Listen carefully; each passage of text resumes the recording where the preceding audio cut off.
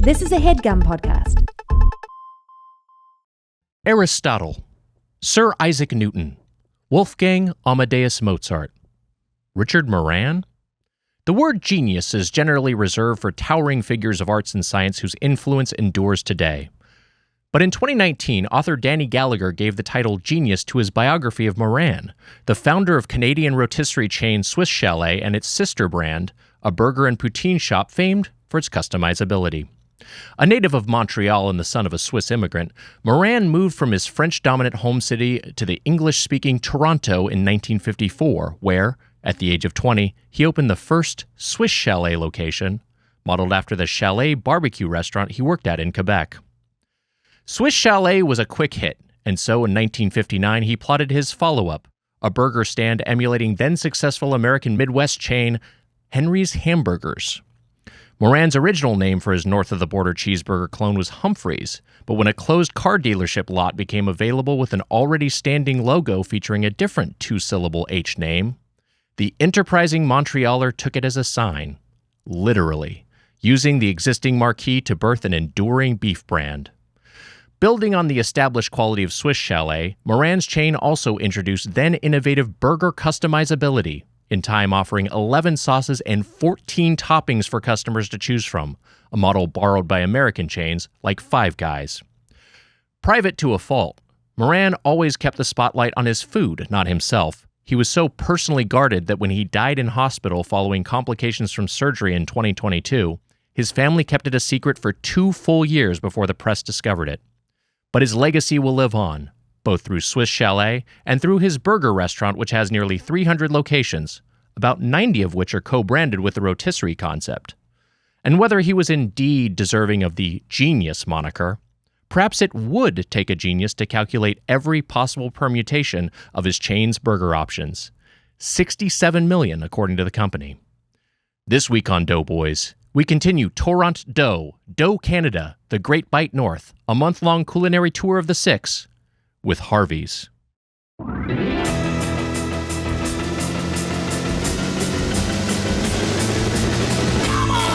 is the Doughboys!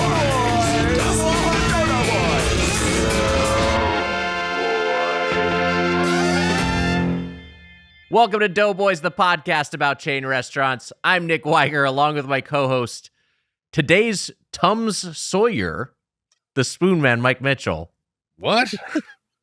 It's the Rush song. It's a Rush song. Yeah. Today's You didn't get the Rush reference at the live show either. Last night was a Rush reference? YYZ, it's a Rush song. It's a Rush song, yeah. I'm going to send you a Rush starter pack playlist. I'm going to put something together for you. Jono, Yeah. the co-actor on the show. Yes. I almost said co-star, but that sounds, I didn't like the way that sounded. I didn't like saying co-star. Yeah. But it's technically correct. Co-star. A co-star on the show. Great. I love him. I met him last night. Lovely man. Great guy. Yeah. He had put that in his story, our show in a story, and it was the Rush song. I was like, I never that's heard nice. it before. Yeah. That's cool. Yeah, it's a great song. We're coming off the live show. We are coming out the live. Look, here's the thing. We are here at Podium Studios in Toronto. If you've seen the video feed before, you might be seeing some unfamiliar confines here. This is a different setup, a similar tableau, but a different space in a different city. Thanks to Mo here at Podium Studios for hooking us up. And also, want to, of course, shout out Emma Erdbrink, Amelia Marino for helping us out. But also, super producer Mars Melnick, Toronto's own, is here sitting in to help us all. Saving our lives. Yeah. To help us all figure out this city and figure out this unfamiliar space. So Mars, it's a true Toronto show. We got Mars here. Yes. This is great. Yeah. And you know what? I was very hard on Toronto last night. Yeah. I liked this. It was the first few weeks that I was tough on Toronto, and I was being mean to it in text with you. Yeah, you just text me like, I hate Toronto. Toronto sucks. Yes. Toilet city. Meaner stuff, even that we said before the episode started. Right. Which we won't get into. We're not going to say it. We're not going to get into who wishes 9/11 happened to. Did I say Osama was a little low and outside? Yes. I do not wish disasters upon any city, to be clear, and especially Toronto.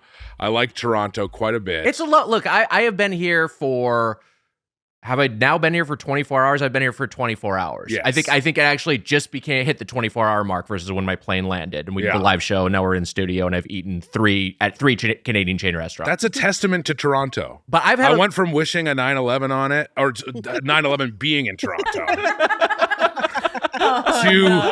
to well, we'll cut a lot of this. To me liking the city a lot. I do enjoy the city a lot. This is what I was gonna say. I've been walking around. I've been taking the metro. I've taken the choo-choo. I'm having a lovely time. It is a reasonably walkable city, at least where we are. Good food. Good food. Yeah. But is there a good chain of restaurants? We're gonna find out. We're gonna get into it. Today's Tom Sawyer, a play on the way Mitch pronounces mum, and a line from the famous Canadian band Rush's song Tom Sawyer, as well as Mitch's GI problems, often related to the podcast. Love the show as always, and very much looking forward to season 2 of Twisted Metal. Wow. Fitting for our guest. Congrats to the Spoonie, McLean, roastedbirdfuck.com. Was that McLean? McLean. Yeah, we know McLean. Yeah. Well, is it the same McLean? I don't know. My guess is yes. From the Dough score, my guess is that's who it is. Okay. Speaking of, could be John McLean. I don't think it's John McLean. Uh-huh. I mean, in what way? I don't know. You mean Bruce Willis? Hold on. P.S. Now I have a machine gun. All right. That does sound like John McClane. I'm curious. I want to talk about, because I'm still buzzing about Megalopolis. I want to talk about Megalopolis, but I don't know if our guest has seen it. We'll sit on the Megalopolis for it. Seems like our guest I has saw it not at TIFF. Yeah, a few in weeks Toronto. ago, 2 or 3 weeks ago in Toronto. TIFF, the Toronto International Film Festival. That's correct, Wags. And Mars, you ever go to TIFF? I work TIFF. You work TIFF? Wow. Yeah, I'm like during the festival, I'm a videographer for their in-studio sessions, very similar to this right now. Wow. Yeah. Did you have a favorite session you sat in on? Yeah, I got to sit in for Guillermo del Toro. Whoa. Wow. And what was so cool, this was kind of like a private thing. He came in at like 7 p.m. to film it. And my favorite thing was that there was like this very young goth girl, like who accompanied him, like very, very young, full goth outfit, makeup, all that. And I was really wondering, I was like, is this his like girlfriend or something? Like, who is she? And then after the session, I just like asked her, I was like, oh, like, how do you know Guillermo? And she's like, oh, that's my dad. And I was like, whoa. so Oh my God, cool. of course he has a That's goth so cool. daughter. Yeah. So that was my favorite session to do. That rocks. That's so fun. And she's like, this is my boyfriend. It was like a fish guy. The Way of Water. Is that what it is, or is it The Shape of Water? Shape of Water. What is the Way? Way of The Way of Water's Water's the Avatar too. Yeah. There was a big conversation on set because Jono, who I love, didn't like Avatar. And then I got the showrunner to pretend to fire him over it. And then the showrunner was like, I felt really bad doing that. MJ, who's been on the show, a former. Yeah.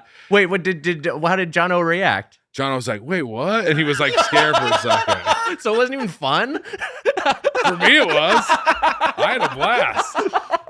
I was in the corner like dying. I loved it. You just upset 2 other people? He said he was like 20% sad. Grow the fuck up, Jono. Grow up. Twisted Metal season 2 coming, and it's not even Twisted Monthal 2. That's right. We're not there yet. This is Toront-dough, which is a different thing. I think it would be Twisted Monthal 1. Twisted Monthal 2. I think we Twisted Monthal 0, honestly, because we never got to 1. That's what I'm saying. Yeah. Yeah, Twisted Monthal 1 got canceled. Twisted Monthal 1. Part 2. Part 1. Wait, Twisted Monthal 2.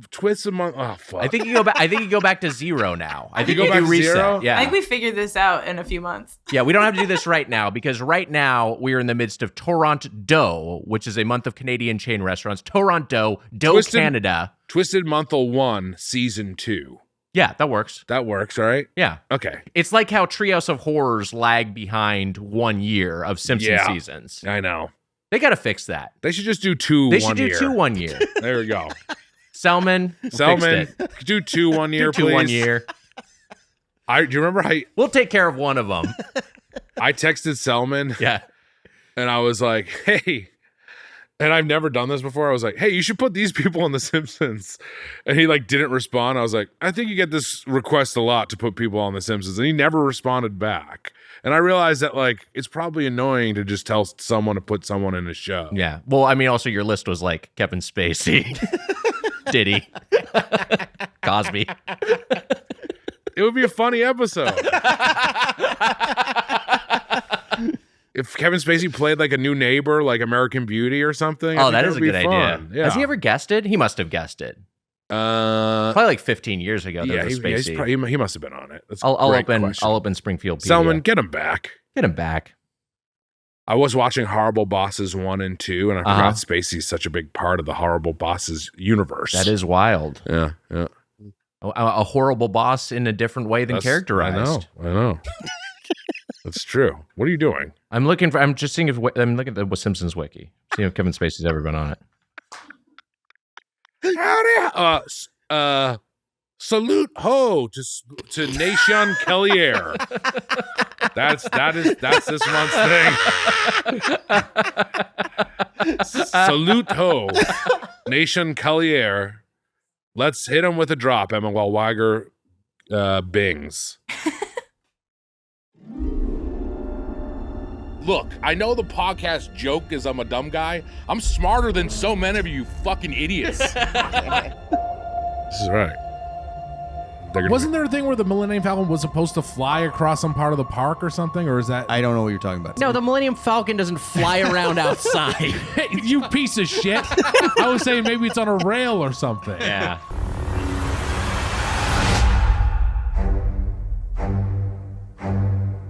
We don't have to get into it. We're not going to relitigate Last Jedi right now. Mitch wants me to admit that I am somehow lying about my fandom of The Last Jedi. And then, like, during the movie, like, Princess Leia flew, and I was like, what the fuck? Like, I mean, I was so angry at the screen. I wish I had never said my opinion on Last Jedi. It's just bad. It never helps. That movie sucks. No. I'm just glad Siskel and Ebert weren't around to see it. That's my thought about Last Jedi. Oh my God. You know what? Maybe Last Jedi is good. You piece of shit. I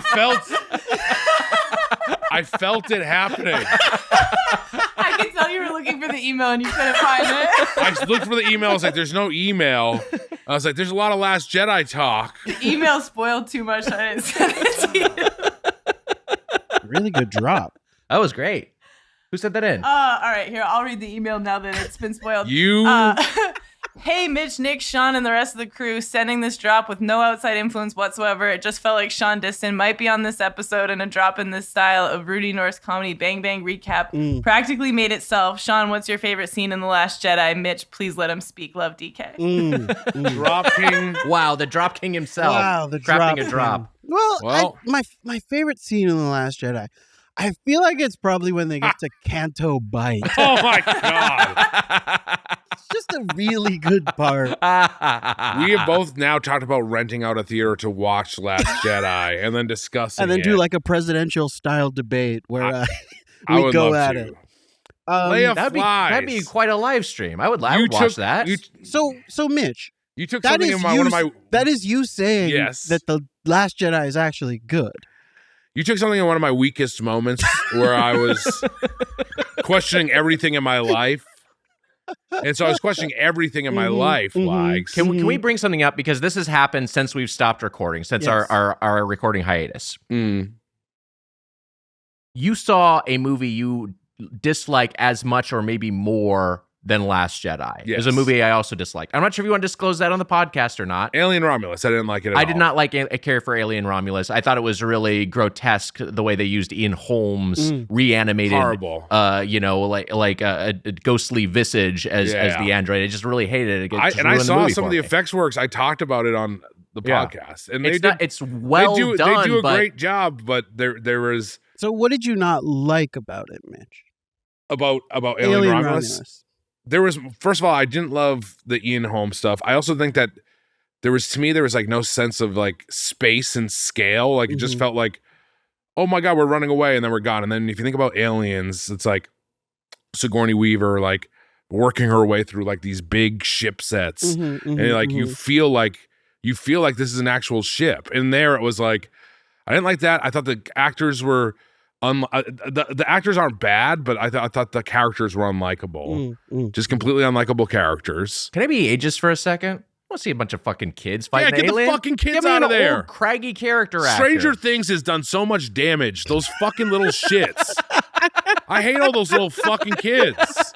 Interesting. Okay. I fucking what's his name? What the fuck? Finn Wolfhard? Finn Wolfhard doesn't make me hard. Okay. Jesus. No. Wait a minute.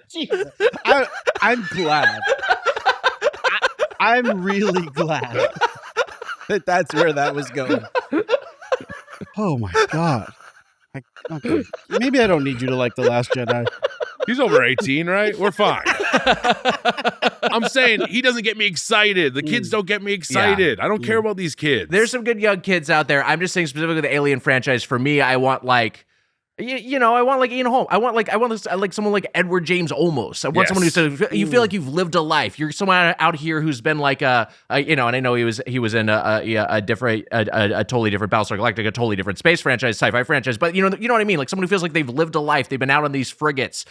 You know, they've been mining on remote colonies, and they're trying to survive. Versus like, I don't know. I just feel like to me that's baked into what's interesting about the franchise. I agree, and also I think that every movie before it had done similar ideas better. Alien Resurrection does a similar thing that where there's like a hybrid alien. Yeah, sure. There's just every movie, like there was so much stuff from past movies that was done. So you're saying they were sort of obsessed with the past? Oh my God. Because ultimately I feel like they should just let the past die. Oh yeah, my honestly. God. Kill it if they It's a have great to. point. Dear God. You gotta light something on fire? Go for it. This is what I've been doing with Mitch is I've been starting conversations with him and then sort of inserting Last Jedi lines. He's inceptioning me.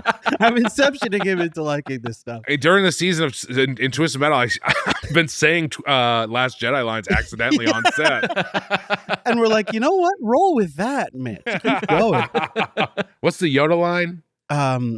We are what we grow beyond. Oh my God. That is the true burden of all masters. You're a good writer. I've read your scripts. I know, You're you a should good respect writer. my opinion. I thought you were going to say respect my authority. You should respect my authority. Well, I said this before. Yeah. It's like the Jimmy Buffett song. Fins to the left, fins to the right. There's too many fins. Then they get them out of the movies. The little kids, they don't belong in the movies. I don't care. I don't know if the fins thing, the Jimmy Buffett thing works as well. I think you stick with Finn. Finn doesn't get my dick hard.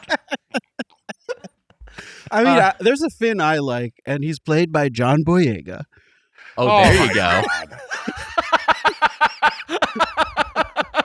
You didn't like Alien Romulus either. You disliked I did not like it. it. No, you thought I was a stinker. It was I really did not like Alien Romulus. Yeah, those were All my right, least all you favorites. people Divisive there? movie. I've heard good and bad things. Yeah, I didn't love it. I saw it with a director from our show. I won't out the person that I saw it with, and they did not like it at all. Drops at birdfuck.com if you want to send in your future Last Jedi compilation. Our guest today, a writer and producer on Finn, Twisted Metal hold on on a second. Peacock. Finn had so much potential as a character. Yeah. Fucking wasted. Yeah. Who do you think wasted it? I mean, every director that. Okay. I mean, who do you think wasted it? I don't know. I just think there's an opportunity in the third one. Guy picks up a fucking lightsaber, becomes a Jedi. They could have done it. Rise of Skywalker is a debacle. Yeah. That movie's awful. You could say the whole trilogy is maybe a mess. It makes the whole, yes, you're right. It's kind of the exquisite corpse model of like there was no continuity between individual movies, so you can evaluate them on their own. But like the third one in particular, not just destroys that trilogy, but destroys the entire franchise. There's new messes to talk about. There are new messes to talk about. Megalopolis. Man, I want to talk about Megalopolis. I really thought you were going to like that, the way you were going. Because I was talking to Mitch before you went to go see it. Yeah. I was like, you're primed to like this movie that everyone seems to hate. I was being like, he like funded this movie himself, which is a good thing outside the studios. And then people were bringing up that he was, kissing people on the cheek and making people uncomfortable. And I was like, well, I'm not defending that, but I was like, he made this movie on his own and he's a master filmmaker. And then people were like, you're defending Megalopolis too much. And then I saw it and it's not very good. He needed the studio to step in. Let me first off say the Doughboys aren't kissing anybody. Yes, the Doughboys don't kiss a single person. We're not kissing. I mean, We're not Wally kissing. and Irma. Well, Wally and Irma, yeah. You better They're little not. sweeties. Yeah. Jemmy gets a little kiss every And now Jemmy gets a little kiss. So you guys are kissing. We're kissing We're animals. kissing animals. The Doughboys only kiss animals. Okay, good.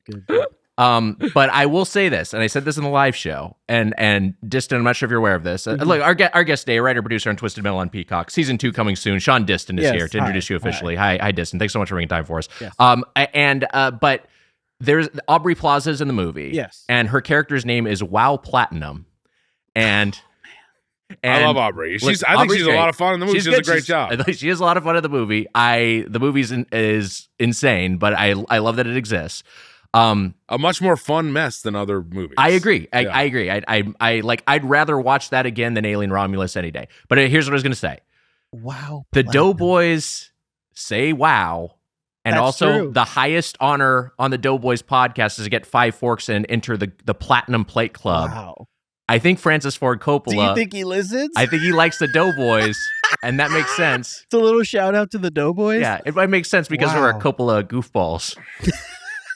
He did this exact same bit. If you listen to last week's episode, man, that's you heard good. this. You heard this in the live show. It's had a week to sit on ice. He brought it out of the fridge, and it's still good. Leftovers are still good on that one. Oh man. And also, similarly, we make Jemmy uncomfortable when we kiss her on the cheek. She's on Emma's dog been like, Reddit. please stop kissing my dog. She's on dog Reddit being like, I have something to expose about the Doughboys. She's not allowed to read Reddit. Our buddy Scott Gardner from Podcast The Ride was saying regarding Megalopolis is you want it to be like we talked about Avatar a second ago. You want it to be like James Cameron before Avatar came out. I was like, what's this guy doing? Give me a Right, and then this it is comes a out joke. and everyone's it comes like, out, it's you know huge. You know what? what? It's fucking good. huge, Yeah, it's great. You want that to be the case with Megalopolis. Unfortunately, it's just kind of like this beautiful mess. But it is like a fun movie. In a to way, exist. I do kind of love it in many ways. I love that he made it. Why not? What else are you going to do with your money? It's fine. Yeah. Interesting. Yeah. So you love it. I don't love it. It is messy. It's a mess. Yes. But I do love things about it. So you're able to appreciate a movie for parts and not necessarily. You can look at parts of it and be like, that actually is good. But okay, I was just we wondering. can't do this debate. You're just gonna win. I was just wondering. I don't want to lose the debate. I start talking about Doughboys crowd size. I think you should. I think you should do this debate. I think you should make this happen. I think you should get a moderator, an impartial moderator. Ooh, I think that's good. And I think you should get maybe someone from the Jedi Council could moderate it. That could be really good. Kit Fisto is available. Yeah, Plo Koon would be great. Should we get Kowalik to dress up like Depa Balaba? I think this could be pretty good. That'd be a fun show. Okay, so Diston, you're up here. Can we get Kowalik in the Noid costume with a lightsaber? Oh man, they should redo that scene. They should redo the cantina scene, and you know how they had that devil character they took out of it. Yes, they should just re-put that scene in, and it's Kowalik as the Noid. I think that'd be good. Why did they take the devil character out? I like the devil. The devil, you don't gonna. Did Disney do that? Jesus, I don't know if it was Disney. I think it was George Lucas actually. Yeah. So yeah. Feels like a Lucas movie. He's just overthinking things. Yeah, to look too much like a regular, what we think the devil looks like. Yeah. What looks like the human devil? Or maybe it wasn't a devil. Maybe it was like a werewolf or something. I don't remember. Oh yeah, there was. It was the werewolf. I think it's kind of both. Yeah. There's like a devil and a werewolf. Maul's pretty devilish. Yes, 100%. Come on, who is? Darth Maul. Oh, Maul is a little. Yeah, he is a little devilish. He's a little devilish. Mm-hmm. Mars, where are you on Star Wars? I produced the Newcomers podcast, the first season of Star Wars. Of course. So I was kind of forced to watch all of it. My old roommate was a huge Star Wars head, so I just kind of got it through osmosis from him. But I actually, I play Beat Saber a lot, which is the VR game with the lightsabers. And I've been learning bow staffing now. And I've been learning it from the Wushu school in LA. And those are the same coaches who taught the actors who use the lightsabers to begin with. So it feels like I'm learning from the Jedi themselves. Wow, that's really great. Yeah. You are an absolute Jedi. And it doesn't matter if you have Skywalker blood or not. Right. No, that's the whole idea. Yes, no. You have Emperor blood, isn't that? Yeah. I don't know if that was established in The Last Jedi, but anyone can be a Jedi, and I'm glad, Mars, that you're using your light. I've seen these videos. I mean, she would kick my ass with one of these things. The whole thing with anyone can be a Jedi. If you saw the Target commercial in the middle of the movie where the kid holds the broom and looks up at the sky, well, it's kind of the end of the movie, kind of the last shot. And I don't know the fact it's not the last. Oh, is it? It is the last shot, and also I don't know the message of inspiring kids to fight the fights that you can't fight because you're getting too old. I guess that's a bad message for a movie. Not that it's all like about like lineage and you know. I guess we should just it should mostly be old guys, just like your alien opinion. Finn Wolfhard, it's on you to say that Last Jedi sucks. Do it, Finn. I would love Finn so much if he took. We should find out what his opinion is, and then I maybe would love him.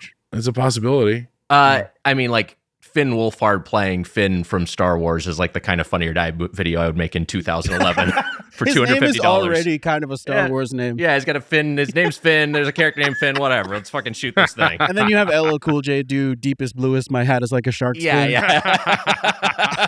Then you've got that. Now you've got a Funny or Die video. We rewatched Deep Blue Sea. We watched it for we did. A fun movie. Oh, it's fun. It's a lot of fun. I love it. Oh, yeah. Okay. You've been up in Canada for a while. And I want to talk about your experiences in Canada, but first, before we were talking, we were both commiserating, and I had a little bit of a situation that has maybe been resolved. I think my bag is finally back at my hotel, but my luggage was lost. Yours was gone for like a month. Mine was gone for a month. Wow. And was this also Air Canada? It sure was. Oh my God. And it had me singing everywhere I went, blame Canada, blame Canada. That's a great song. Because I have never had luggage lost before. Yeah. And it was one of those things where I didn't intend on checking this second bag, but they were like, hey, you can check a second bag, so do it. You know? So I was like, oh, why don't I fucking splurge and walk around with just my little backpack in the airport? Yeah. So I checked that second bag, and of course, instead of saying it didn't get on the plane, we know where it is, it's coming to you in a couple hours, which is what happened to you, they said they had no record of it ever being checked in and it never existed in the system. Oh my God. That's horrifying. It took like a whole month of emailing Air Canada and being like, hey, you guys, what's up with my bag? And they'd be like, can you list everything that was in the bag in detail? And I was like, okay. So I try. I don't remember what the fuck does anyone remember what they packed in a bag? And then I would not hear anything for a week, and I'd be like, hey, I haven't heard anything in a week. And they'd be like, hey, could you list everything that's in the bag, like further, like add prices and colors? And I'm like, I don't fucking remember. Yeah. Do you think they're just buying new stuff? Yeah, they're just like, oh, I don't know. This guy's style's pretty cool. So we go back and forth on this. I start to become a little bit of a jerk in the email. I'm like, guys, tell me how you're looking for this bag. I haven't heard anything. I'm getting pissed. In the bag is a picture of me and my girlfriend. I'm staying in Toronto for 4 months. I need a little bit of home. Right. Of course. I don't care about the clothes. It's the photograph that I need. And I keep saying, like, guys, there's a photo in there of me. Like, you can find the bag and know it's mine because you look at it and it's me in there. And I must have sent a really angry email. And then they emailed me back like, hey, the bag is gone. We don't know where the bag is. We're just going to pay you back. So I got a little pissed, and I do what every LA comedian does when something happens on a flight. I went to Twitter. Wow. And I didn't tweet out like to the world. I just DM'd Air Canada, and I was like, hey guys, I'm dealing with some customer service thing, and it's not going great. I'm really upset. Can someone help me? And within 1 hour, they were like, we found your bag. That's wild. Man. So happy ending to a pretty frustrating story. They also are mailing me a check for clothes I had to buy. So if you had to buy clothes overnight, save those receipts because they have to pay you for them. I bought this shirt, so wow. All right. Looking good. Thank you. I like the weight on this. The Canadian fit fits you. Okay. Now, you have not... When was the last time you traveled out of the country? Last time we did Doughboys in Canada. Okay. So that was Vancouver 2020, right? Have we been back? No, was that Vancouver 2020? I never went to Vancouver. I guess it is. You did, so it had to be before that. You're right. And we went to Boston Pizza. Remember we had Boston Pizza? I mean, we reviewed A&W with Off Book, and I believe that was our last Canadian show. Wow. And then like 2 months later, it was March. We were on tour again. Yeah, we were in Denver, and then we heard the COVID was happening, and we went home. Tom Hanks got it. The NBA was canceled. It was official. The drop was released. Yeah. So you've now been here for 24 hours. I'm sure you didn't get to talk about Toronto much in the live show because you had literally probably just landed. Yeah, my experience was landing, finding out they lost my bag, checking to the hotel, and going to Tim Hortons twice. Okay, so since then, what's your initial reaction to being out of the country, being in Toronto? I mean, the travel is really, really stressful, and then the flight's not bad. The flight is okay. I mean, this I will say and Amelia booked this for me, but the Air Canada exit row is goated. I had so much leg room, like my legs were like this, like fully spread out. For the listeners, that's crazy. He just fully planked in his chair. Yeah. No, I got like full extension here. It was crazy how much leg room I had. Saw a lot of your thighs just there. Hey, skies out, thighs out. The thing I had is that still the experience of being in the airport and everything that's really stressful. That's really chaotic. You also I just also get very anxious being in confined spaces. You know what I mean? We got into a fight in one of our last released episodes with Aaron Keefe about how we have different schedules. That's right. Oh yeah. You didn't understand that. We won't get back into the fight. Okay. But all I was trying to say is no matter when my flight is, I don't eat. That's all I was trying to say. Yes. And so... Just so you know, Aaron Keefe is in therapy right now, I heard. Because of this fight. Sorry, Aaron. We're sorry. Sorry. You're not the first, so it's a lot of people. It happens to a lot of people who do the show. But we are different people with... But it sounds like you're like, I want to get up and have a breakfast and stuff like this. You are always late to the airport. You cut it so close. Well, it's because he dreads being there. I understand that. But he cuts it closer than he's missed a flight with. I missed a flight twice one time.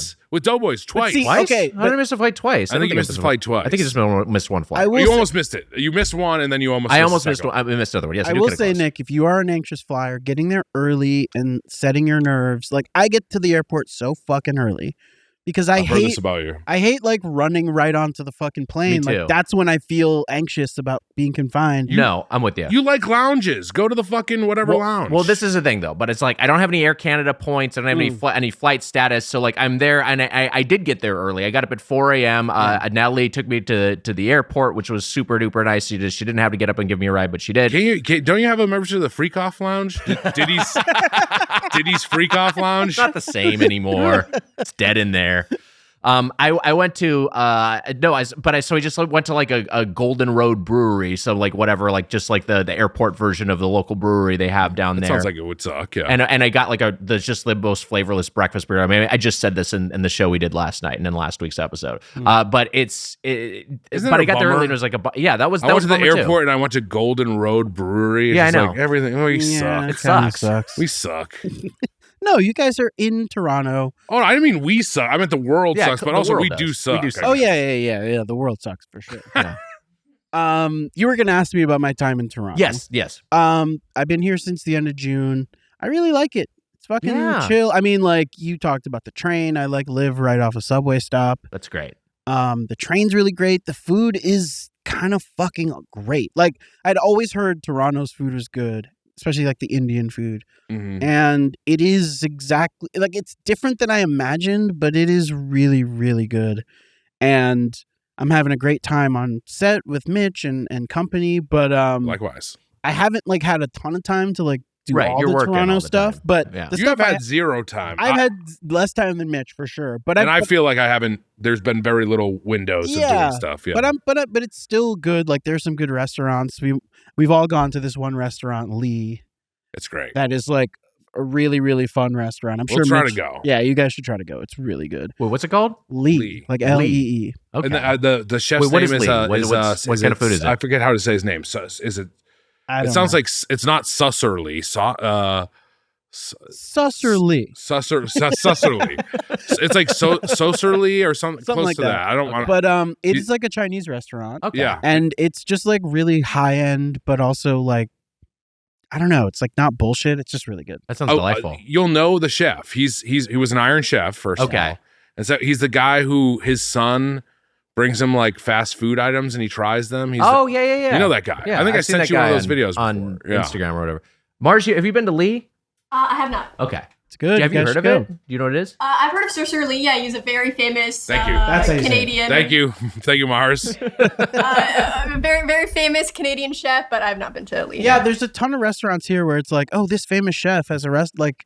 There's a bunch of that kind of thing in Toronto, and it's just been, I don't know, it's chill. People are nice. No one's really talking about the election, which has been kind of great. Maddie Matheson from Dub Bear has a restaurant here. Yeah. She has a But few, David Sims has talked that up. Yeah. There's like a chicken parm restaurant or something that maybe she has. Wait, really? It's like on the way to There's a chicken Niagara. parm? It's like close to Hamilton, actually. Yeah. The Hammer. The That's Hammer. what we call it. We shoot a lot of stuff outside of Toronto in a place called the Hammer. Yes. And Steel Town. That has great pizza. the pizza's really good. You would love it. It looks like the beginning of Deer Hunter. Have you seen Deer Yeah, Hunter? of course.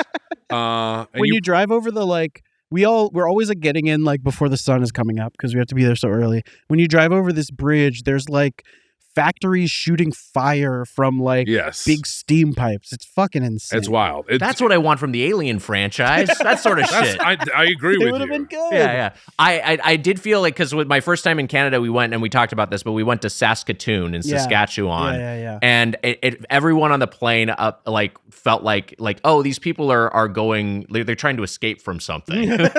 Yeah. People are all trying to start a new life. They're all in witness protection. Yeah. But in Toronto, like we're here in Toronto summer, and it's just been really great. I know it probably snows and is shitty other times of year, but no, it's nice. good. It was actually kind of hot at first, but it's warm. I'm walking around in short sleeves. I'm comfy. Or what'd you say? Skies out, thighs out. Skies out, thighs out. Exactly. You're saying that as you're getting pushed into a cop car. Skies out, thighs out. The steel mills are cool, and they look like they really do look like the beginning of Deer Hunter. They kind of remind me a little of like what Arkham probably felt like. Yes, it feels like early. I'm like, this is what America probably felt like. Yeah, right. 100 years ago or something. Sure. Yeah. And then also we can recreate the Russian roulette scene too in Hamilton if you ever go. That's going to be a great double. Russian Russian roulette double. Hey, the barrel's full. There's 6 rounds in here. Okay, I want to ask you about, because you were talking about Toronto Eats, and there is I want to specifically ask you about Jamaican food, because there's a chain up here called Jerk King. Have you been to Jerk King? There is. I have had Jerk King. There's another chain up here called Scotty Bonds. Whoa. Which is like one that is in the work lunch rotation, so you can kind of gauge its quality from that. It's Jerk King is great. Yeah, I mean the Jamaican food here, Caribbean food in general, is really good. I heard it's good. I heard it. I haven't had any Caribbean food yet. There's a lot of good stuff here. I really, one thing that I've not been able to get in LA, and I could kind of get when I was back in Miami when I was living there, are Jamaican patties. Okay, which are these like beef filled sort of flaky sort of pastries. And there's so many options in Toronto, but the best one I've found, and Mars, I wonder if you have an opinion on this. There's one that's in the subway station called Express Patties. And it's like really fucking good. And the fact that it's in a subway station makes me feel like it's kind of cool. Yeah, right. Like you got to buy a ticket to the subway to get it. Yeah. Like I think there's one in a mall or something. You're talking this guy's else. language right here. But it's like, it's like a restaurant that's down in the like train station, which is kind of cool. I love anything subterranean. So a lot cool. of fun. Yeah. You love anything subterranean? Yeah. All right. Yeah, he's a Ninja Turtles. Chuds. They call him the Chud King. Mars, wait, have you been to Express Patty Express? I think so. I've been to various ones. There's many of them in the subway. And Toronto's kind of known for its Jamaican patties. It's kind of like a huge culture here. Wow. So it's been very good. There's so many. And there's this place, Scotty Bonds, is like, they have like sandwiches. You get like a jerk chicken sandwich that's like the equivalent of like, oh, we're getting Mendocino Farms, but this week we're getting Scotty Bonds. And you like get a jerk chicken sandwich and eat it and get the rumblies for the rest of the day. I heard Scotty Ox gets a piece of Scotty Bonds. They pay him a little royalty. That's pretty good. That's pretty good. Scotty Bonds, I think, is short for Scotch bonnet, which is that makes sense. The pepper that is kind of one of the main peppers in jerk food. Wow. Well, a restaurant we're not going to talk about here, which I have gotten addicted to, is Nando's. Nando's. Yes. I'm the Nando king. Nando. I'm a cheeky Nando guy. I walk down to Nando. So where is the Nando's? Because you've mentioned it, but I've not had it. Like a mile away from my hotel. I walk down there. I get a nice, refreshing lunch. Me too. Been walking a lot in this city. It's a very walkable town. I love to walk. And Walking there's is one a of my ton favorite of things. bike lanes if you're a bike. I mean, I hear from the drivers at work that they hate the bike lanes because there's causing a lot of traffic. I was just telling Wags this. The transpo does not like the But bike people lanes. use the bike lanes. Yeah. There are people on bikes all the time. It's one of those things where, like, if your job is to be a driver, I completely understand that frustration. But I think, like, the overall idea behind using bike lanes and bus lanes to move people as opposed to cars that are occupied by a single driver a lot of times is a more efficient way to do a city. You're not driving at all, are you, Mitch? I haven't yet, but I will at some point. It's pretty chaotic, I must say. I'm constantly in fear of hitting someone on a bike. Driving around the city. I do have a rental car and I've used it like 4 times. Yeah, maybe. It's kind of chaotic. Yeah. I would try to avoid driving myself. I mean, driving just. But the train, like on the weekends, I've really like hopped on the train, and like if you need to take a Lyft too, it's kind of like. Do you guys remember in LA when Lyft was like you'd be at like the Satellite or something and you'd call a Lyft and it would be there in 1 minute? Do you think this guy remembers that ever? No, I don't know. We went out at night. No. Friends were hanging out. There was mirth. But I feel like it's old school rideshare where like you can have a fucking car in front of you in like 1 minute. Sure. And the Lyfts are a little slow. I only have Lyft. My Uber, my Uber account got suspended. What did you do? What happened to your Uber? What did you do? What happened? Top Dog got suspended? Top Dog, I was out one night. Do you know this? Do you know Mitch's Uber name is the Top Dog? No, that's really funny. My Uber name was the Top Dog. So I was with Mitch. Mitch got an Uber. I learned this. Mitch got an Uber. We got in, and the driver goes, "You must be the Top Dog." That's really funny. Do you know how many times I would get, and I meant to change it forever, but you know how many times a delivery person would be like, "You're the Top Dog?" And I was like, "Yeah, I'm the Top Dog." And they'd be like, "No, you're not." What are they expecting to see? Like, I think they expected to see someone like way cooler than me. And so here's the thing, because I do think Uber actually did. I had credits in my account because I didn't get food delivered twice, and then I was like, it wasn't working. I was like, what's going on? I looked at my email and there was like a ton of emails that were like, you need to change your name. Like you're like, your name is not appropriate. And I was wait, like, your how's name the Top was Dog? the issue? How is the Top Dog not appropriate? Yeah. Wait, they suspended your account because of They the suspended. name? They suspended my account because of the name. They said rider does not match name, must change to medium or low dog. Low dog. Little dog. I mean, that's so fucking funny. Now that I think about it, I'm like, oh, I could get someone to call me anything when I get into the fucking. That's really. That's good. in. Why does it matter? What the fuck is wrong with the Top Dog? It's probably some security reason or something, you know. But people put fake names a lot of the time, so I didn't know why it mattered. And then, Amelia, what do you do for? Are you skid mark on Uber, or do you use your name? I use my name. Okay. I do have a fucked up photo as my avatar. What is it? It's like a semblance of a face, but it's not. I don't know. It has eyes and a smile. Okay. What are you describing? What? I don't know. It's like a weird edited face. I'm surprised I get rides because it's really disturbing to look at. And her account isn't suspended. Mine just says the Top Dog. I didn't do any photo. I didn't put a dog in the photo. It's nothing. No, well. But you could change your name and get your account back. You think? Yeah, you need to legally It's change locked your now. name. I like call. I emailed Uber and then they were like, we'll reach out to you. And they never did. And I called, like, it was like a process where I was like, I don't know if you've ever tried to reach out to Uber. It's like impossible. Yeah, they don't have like an actual central location. No, to call. it's and then like I was emailing with them a ton and they just never would return. You need to go down to the courthouse and change your legal name to the Top Dog and then sue Uber. Yeah.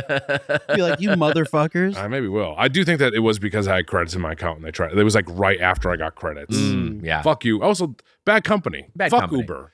So Now your I'm on Uber account Lyft. got suspended. I mean, I don't think any of these companies are good, but whatever. We did take an Uber over here from Harvey's. We wanted to take the streetcar, but it was one of those things where we were running behind, and it was slightly. I it hear was the more streetcar efficient, so. is not as consistent as the train. Yeah, That's kind of not a thing to do if you're in a rush. I'm going to try the streetcar at some point, but today it ended up being the Uber. We can take it back today. Oh, that's fun. Okay, Yeah, got something to what look a- forward to. What a blast. I'm glad Nick's having fun. Maybe this will lead to more travel. Things are nice outside of California. Look, this is a lovely city. I like this city. Now that I have a lot of fun in New York City. I like New York City. I like I like urban spaces. I like more densely populated areas. I like walkable neighborhoods. I like all that stuff. It is the transit that's the issue. What if for the next tour we bonked you on the head with an iron? I love this idea already.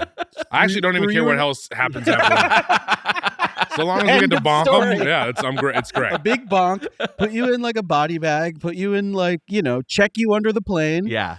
And then just Now he's getting into it. and then you just wake up in another town. I mean, that would be great. This is the second guest who suggested knocking Nick out and putting him either in a coffin. The other suggestion was a coffin. This was a body bag. A coffin might be better than a body Coffin's kind of fun. So we transport him like Nosferatu, basically. All right. And we just make sure there's a switch in the coffin if he wakes up. Yeah. I did play some of that new Zelda on the plane a little bit. You have. Ooh, all right. You never finished it. This is the one where you're building all the shit? The new one with like where you play as Princess Zelda. Yeah, Wow. Princess Zelda, Interesting. yeah. I heard it's good. It is good. It is very much more like kind of a puzzler than a traditional Zelda. Like there's a lot of like basically what you're doing is what's it called? Echoes of Wisdom? That's Is the that subtitle. Thank you, Emma. Basically what you have like a little wand, and the wand lets you pick any item in the environment, and then you can create another one.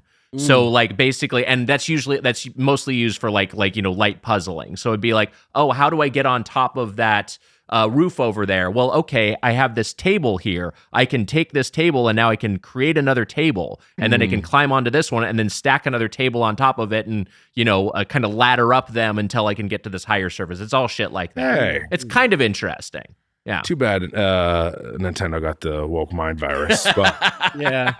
Speaking of woke mind virus, are you either of you guys playing Star Wars Outlaws? I have not. I've played not it played now. it. Is it fun? I think it's pretty fun. I mean, it does start in Canto Bight, I will say, which I found exhilarating. Apodaca is very positive. I about haven't had Star Wars enough Outlaws. time to Yeah. get into it. My Do initial you like Canto Bight? I do like Canto Bight. You're full of shit. I like Canto Bight. I like Mitch, the idea of a listen, casino Mitch, planet. You I are like the idea of a casino planet. It's It sounds like you cool. really Mitch, love it. You are Rose Tico in that scene. Canto Bight. I'm not Rose Tico. Canto Bight is Hollywood, and you show up there, and Finn is like, "Oh, it's fucking great! Check it out!" And you say, "Look closer." If you look closer, you can see people are being abused. Exactly. And then at the Shit, end, I never thought about how deep Canto Bight is. And then at the end of the scene, when he goes, "Oh, it was worth it making them hurt." Like she is you and what you want to do to Hollywood. You want to destroy Hollywood. And that's what Canto Bight is. It's evil. Like Canto Bight is the reason Star Wars still exists. Wars and Star Wars together still exist because of Canto Bight. I love Hollywood, baby. Okay. All right. I did release a bunch of horses in Hollywood. You at one did. point. I remember when you did that. That was more fun. horses. That was a fun. fun night.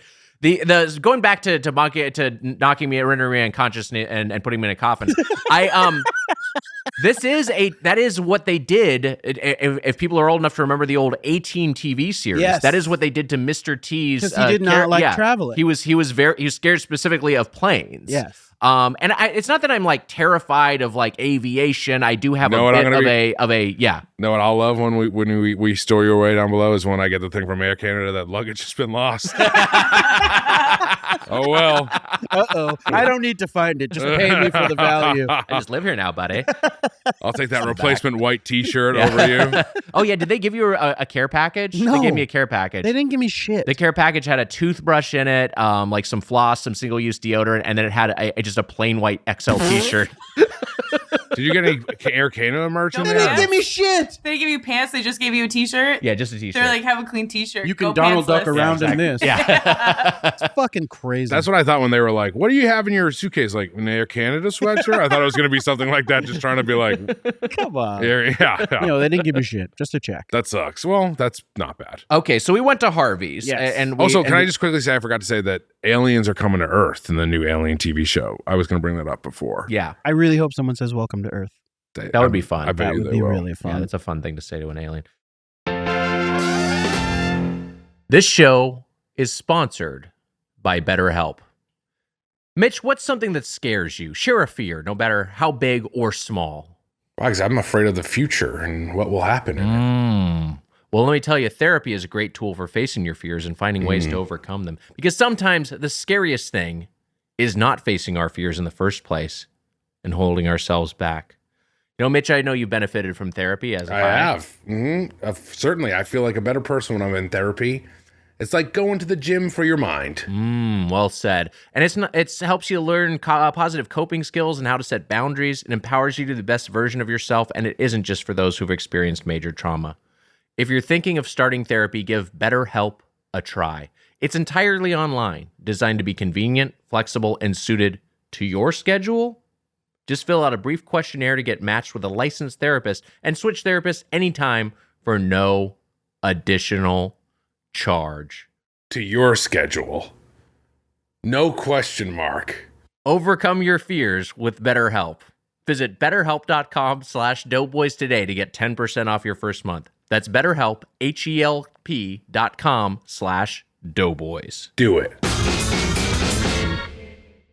Harvey's was founded in 1959 in Richmond Hill, Ontario. It is a burger and poutine concept with close to 300 locations.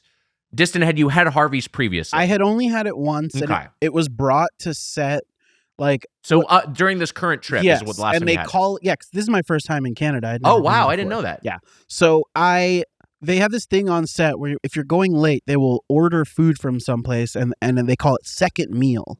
Yes. So you'll get second meal, and often it's some bullshit you don't want. Like they got Popeyes once, which was kind of cool. I wasn't there. Yeah, that. Mitch wasn't there that day. And they often get from this chain called Pizza. I don't know Yes. if you guys are covering this. We're not covering Pizza during Toront-dough, the Dough Canada, the Yes. Great Bite North, a month-long culinary tour of the Six. Yes. We are doing Boston Pizza Okay, instead. that's better. Because the Boston Pizza sucks. It's like a worse Wow. Little Caesars. Yeah. And I thought when I see Pizza, I'm like, oh, this must be what they call Little Caesars here. We talked about Disagree. this with Stephanie at the live show, which is that I disagree. Mars is shaking her head at me.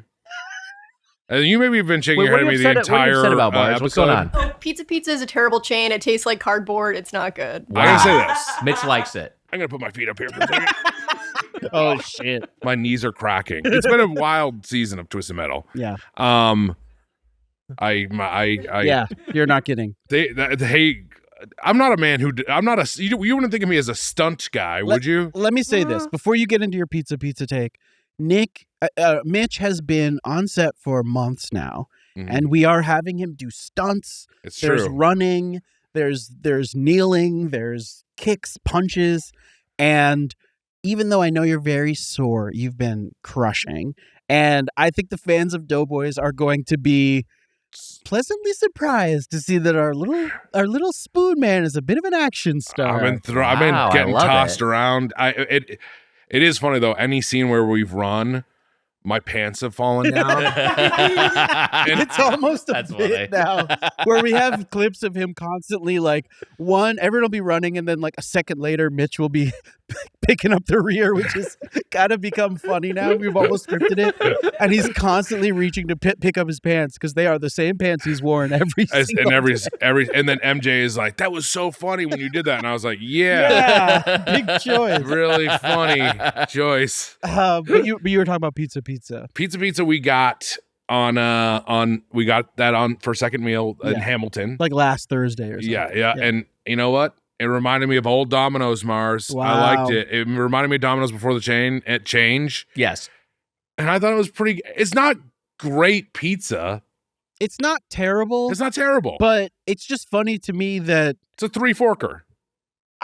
I would say it's a 2.5 forker. Wow. That's fair. I get that. But it's funny because it's like, oh, pizza must be the little, but there is Little Caesars here. There is Little Caesars, yes. And so my understanding is that Pizza existed first in Canada. Little Caesar has the trademark for Pizza, which is their slogan in the United States, and so they can't say it in Canada. Hey man, that's pretty fucked up. Yeah. If it was like a time machine to get to try old Domino's. That's what it felt like to me. I was like, oh, I'm tasting old Domino's. I enjoyed it. But Harvey's, we've gotten it for second meal, and it's generally like cold and like.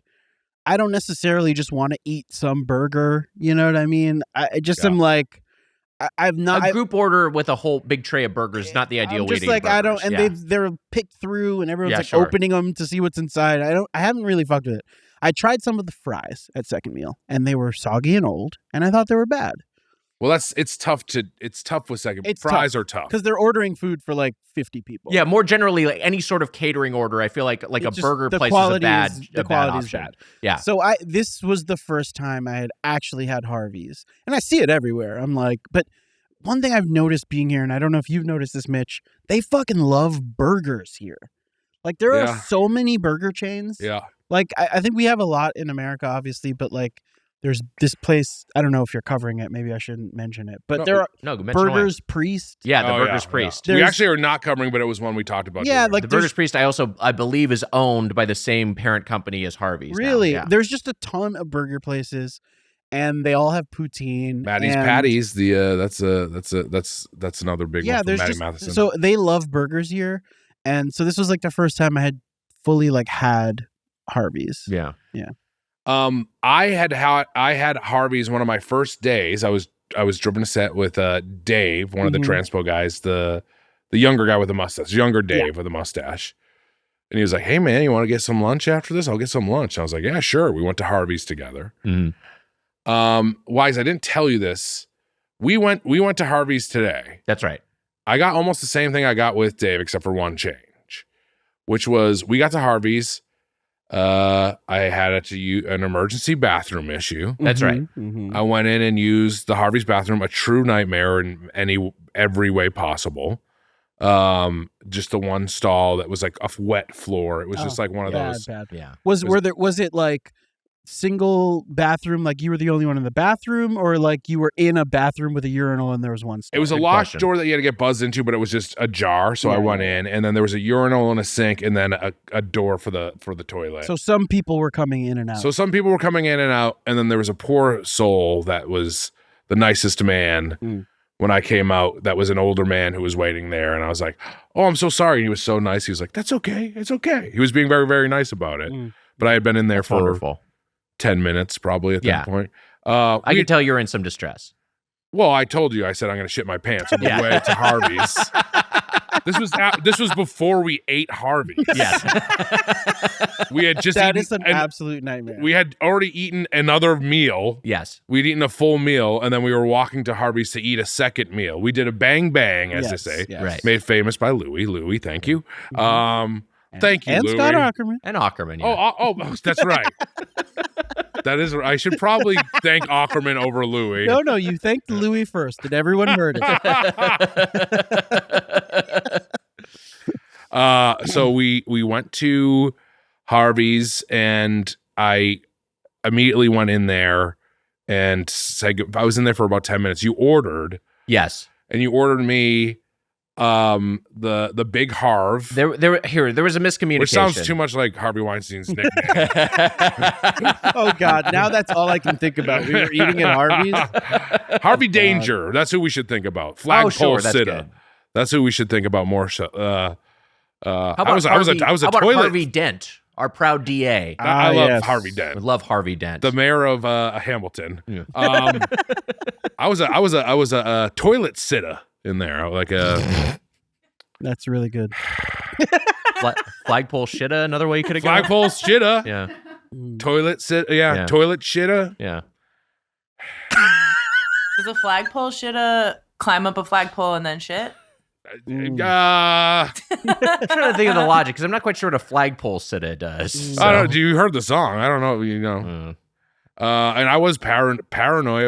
I was afraid of people coming into the bathroom the whole time. But what I wasn't afraid of was you ordering me the wrong thing, which you ended up doing. Look, here's the thing. There's a Big Harv, and then there's also the Angus Big Harv. Now, you told me this was just a miscommunication. I will take the blame for this. I thought you said you wanted the Angus one. Yes. You said, don't get me the Angus Big Harv. So I ordered the Big Harv Angus. Now, I will say, you did text me a list of customizations. You got everything right. I feel bad. The way Harvey's works is that you have it's like a burger bar. And this I actually think is a lot of fun for ordering in. Yeah. It's fun, but it does slow things down. It slows things so much. It slows things down, but they have a pretty good system there. It's kind of like Subway level of efficient. So I'll give them some credit for that. But they have a burger bar. There, Jared just walked in.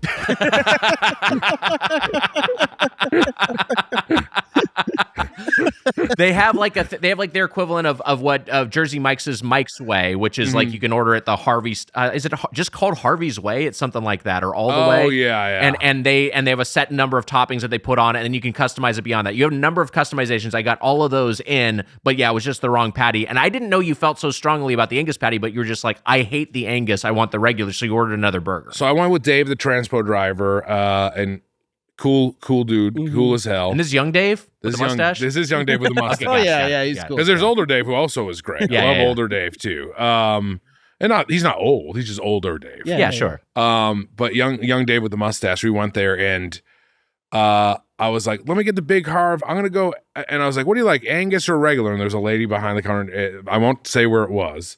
Maybe it wasn't too far from our studio, but I don't want to give a location. Nobody cares. No one cares. But I was like, do you like the Angus one? She's like, no, it tastes like worms. That's what she said to me. Interesting. Wow. And I was like, tastes like worms. And so I was like, ugh. And then I was eating it and I was like, I get what she means. I knew what she meant when she said that. But I feel like that it got implanted into your brain. It maybe did a little bit, but the But Angus burger is like too thick. Anytime a fast food restaurant does like an Angus burger, I'm like, give me the thinner patty. That it always tastes better to me. I didn't taste a huge difference. I got the regular. I got the regular patty, and it did taste close to the Angus. It was better to me, but yeah. There's an Angus burger sitting right over there, which you guys should take bites of. Well, you also don't have to, but it was just like we had they have to. We brought an untouched extra burger. It's gonna make this whole room reek of burger. That's fine. We reek like burgers anyways. Yeah, it's also definitely cold now. Take a bite. They don't want to eat it, Mitch. I'll take a bite. Don't make them eat it. Oh my God, this is an absolute. We can open it. This is an absolute Francis Ford Coppola situation. Should we microwave Eat the burger. There's that sacrilege. No, Mars is like, no, don't microwave. Eat the burger. No, do not microwave it. Yeah, they'd be like, you got to eat the burger. It's huge. Yeah, it's a big boy. No, this is a double patty. So let me read the descriptions real quick. The Big Harv is 2 flame grilled beef patties, Swiss and cheddar style cheese slices, and your choice of toppings on a toasted gold bun. This is an interesting thing where because of the Canadian, like they don't call American cheese, and I think they maybe have a different law on it even qualifying as being able to be legally called cheese. Because it's mostly water. Yeah, because it would be called processed cheddar style cheese a lot of places, or just processed cheese. They're biting it. They're biting it. This is exciting. I thought you said you don't like this one. I don't like this one as much, but I want to see what you guys think. It's good. Amelia's giving it a thumbs up. Do you want to bite? Wow, so you don't like something, but you're okay that other people like it. Oh my God. I just wanted to check in on that. I just don't get. You're a smart person. So wait, I was confused by the menu because the Angus burger, the Harvey, like it wasn't like super clear to me when I was on Uber Eats, like what the difference. I imagine the Angus burger was thicker, but I'm like, is it a different meat or is it just thicker? No, it's a different quality of beef, and it's a little bit thicker. It is the Angus burger is 100% Canadian beef. That is the qualifier they get. So I imagine it's just a little bit of a better tier. I'm gonna also take a bite of this, by the way. Jeez, Mitch. Bang today. He's trying to bang. I want to take a bite of it. What did you? I can't get out of here. You got to come get it. What did you guys think of it? It's delicious. I imagine it's way better when it's hot. Sure. Yeah. Go take a bite of it. But honestly, for a cold burger that's been sitting in a bag for like an hour and a half, pretty freaking good. Hey, there you go. I have thoughts. Into the microphone. One thing I will say is the quality of ingredients in Canada, and I don't know what. Oh God, Mitch is biting directly into the camera. I'm not sure if we're. That is. You may have just might be too lost close like to the lens. 50. You've lost subscribers. Do you like it better when it's cold? It was pretty good. In a weird way, it reminds me of like an old Burger King burger. Like in a good way. Yeah, I don't know sure. why. Maybe it's like a flame broiled thing. You can keep that. For sure. Yeah. Mitch, I don't know if this has been your experience, but I feel like anywhere I go, like chain restaurants or just straight up restaurants, if I get like a piece of chicken, it just feels like it was less factory processed. It just the quality of ingredients are high, I would say. I wouldn't be sure. I mean, it feels like they have just like a generally more functional government or functional society, not without its myriad problems, of course, but like it does feel like they have slightly higher standards for just what additives you can put into food labeling, those sorts of things. Yeah. You know what's crazy? I don't know what to think anymore. Wow. That cold burger changed your mind? That was better than my hot burger. Wow. That's the burger you walked away from. I know. To order another one. I know, Wags. I know. Wow. Damn, he revisited something. With an open mind and was able to actually get enjoyment from it. I'm not a hater. Stephanie thinks I'm a hater too. I become a hater. I think you're. You love this. I think you're a cynic. I think you're. Fuck off. I think you're gonna. You're. Here's the thing. Could have been scripted better. I think you're a cynic. Oh, fuck off. Here's the thing. People that don't know us are just gonna be like, Nick's right. He's a cynic. They don't know you. Yeah. They don't know how fucking cynical are you, piece I'm a of bit of a shit. cynic. Sure. I think it's okay to be cynical about shit. Let's be clear. You can not like stuff. It's fine. But I'm just trying to give you credit. You want. I'm repeating something I said in the live show. But like, you want things to be good. That's where this comes from. It comes from you like having affection for things, caring about things, and you feeling like, oh, this thing isn't as good as it should be, and that it hasn't reached the potential that it has, and that's where your frustration comes from. This which is show, reasonable. Specifically. Yeah, this show sucks. Yeah, the show sucks so bad. But that's such a Mitch-centric opinion because you want everything to be good for you. Things can be good for other people. People can take things from stuff that you may not like. I don't like Avatar. But do I like that you guys like Avatar? I love it. Did you see The Way of Water? Did you see The Way I of haven't Water? seen The Way of Water. You have or you have not? I have not. And Oh, let's man, look. you gotta I watch should it. watch You it. gotta watch it. It's should great. watch I yelled at Jono about this. Well, I'll rent a theater for you to see Way of Water. I would love that. I feel pissed that I missed it in 3D or whatever the fuck it is. Yeah. It's Great fantastic. 3D experience. Yeah, I'm I saw not it 3 going to like times. it, but will I go to it and enjoy the process of going to a movie? And will I enjoy that you guys like it? Yes. I think you're going to like the Payakan. movie. I think you'll Okay. like Payakan, the Mighty Tolkien. Listen, there's going to be stuff in it I like for sure. Yeah. I Look. love you. I love when you guys talk about the whale and the whale. It's one of my favorite things. Now, We're moved on for the whale. We're all Megalopolis now. yeah. Does anyone jerk off after eating a meatball sub in Megalopolis? Francis Ford Coppola was, I know we're a couple of I know we're a couple of goofballs. Yeah, that's right. We barely ever got that right. I got But it kind of right kind of once. Francis Ford Coppola was at my screening for How the fun one is I went that? to. Yeah. And then there was like, they did the live aspect and everything like that. Weiger did an Adam Driver voice last night that sounded a lot like Buffalo Bill. And who else did it sound like? We were saying it sounded Alana thought I was doing Bane. Oh, she thought you were doing Bane.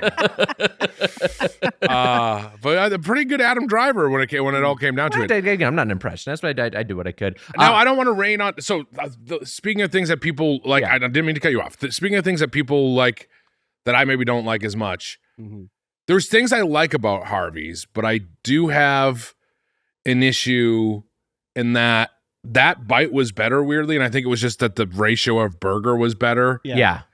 I just don't think I love the burger patty at Harvey's. I will say this. I didn't taste a huge difference between the Angus burger and the original patty, what I had of yours in the restaurant.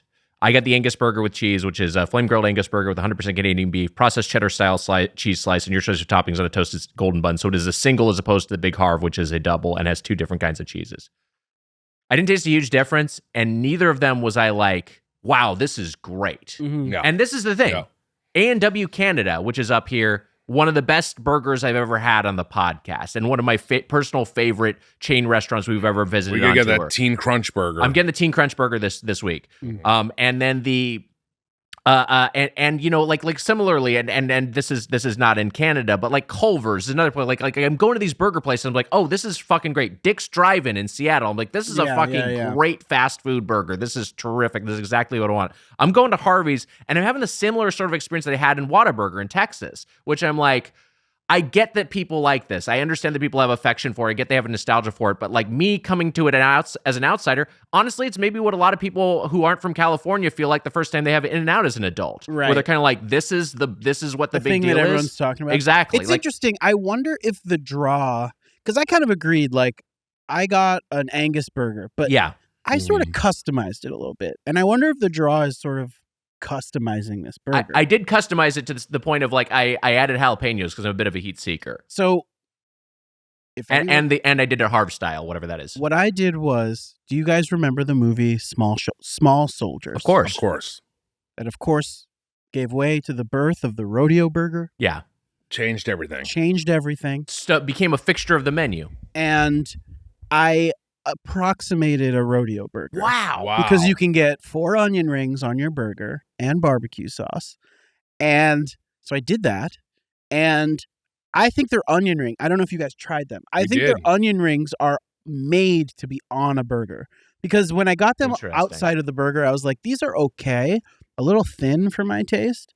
But on the burger, I had a good time. I haven't had a rodeo burger in a long time. Yeah, that's a fun bit of customization. I didn't think you of going that exotic. Yeah. R.I.P. Phil Hartman, who's in Small Soldiers. That's right. Diced for the onions for the burger, diced onions. Yes, I like the diced onions. Yeah. But then if you want the big round onions, you got to get onion rings. Which, Wags, when I went back and ordered my burger, I got a little surprise for us. I got onion rings. Yeah. And a different poutine. I had the onion rings, and there was a moment where I was like, "Is this the low key MVP of the meal?" I thought they were really good onion rings.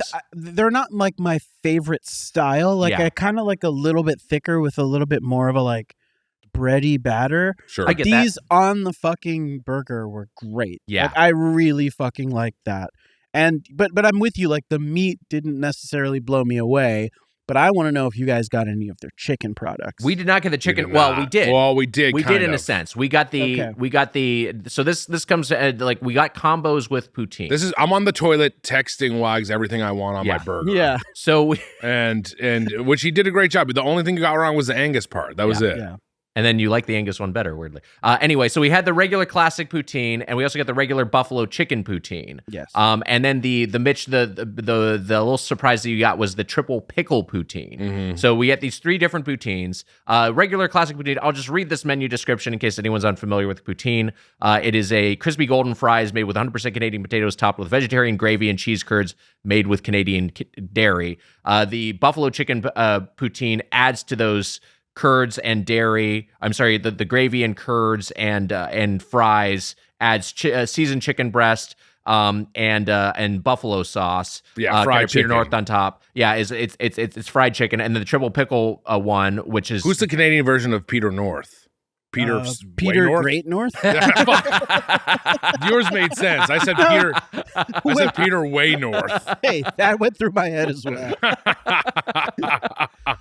The poutine, triple pickle poutine, the poutine that went viral, now with triple the pickle, is our signature premium poutine with 2 deep fried pickles, diced pickles, and garlic dill drizzle. So those are the 3 different poutines we had. But before we get into those, the chicken you got. Yes. What chicken did you get? So I didn't get any poutine because, of course, I don't necessarily love eating cheese. Yeah, you're not a cheese guy. Not a cheese guy, so I didn't get any We're poutine. baffled by that.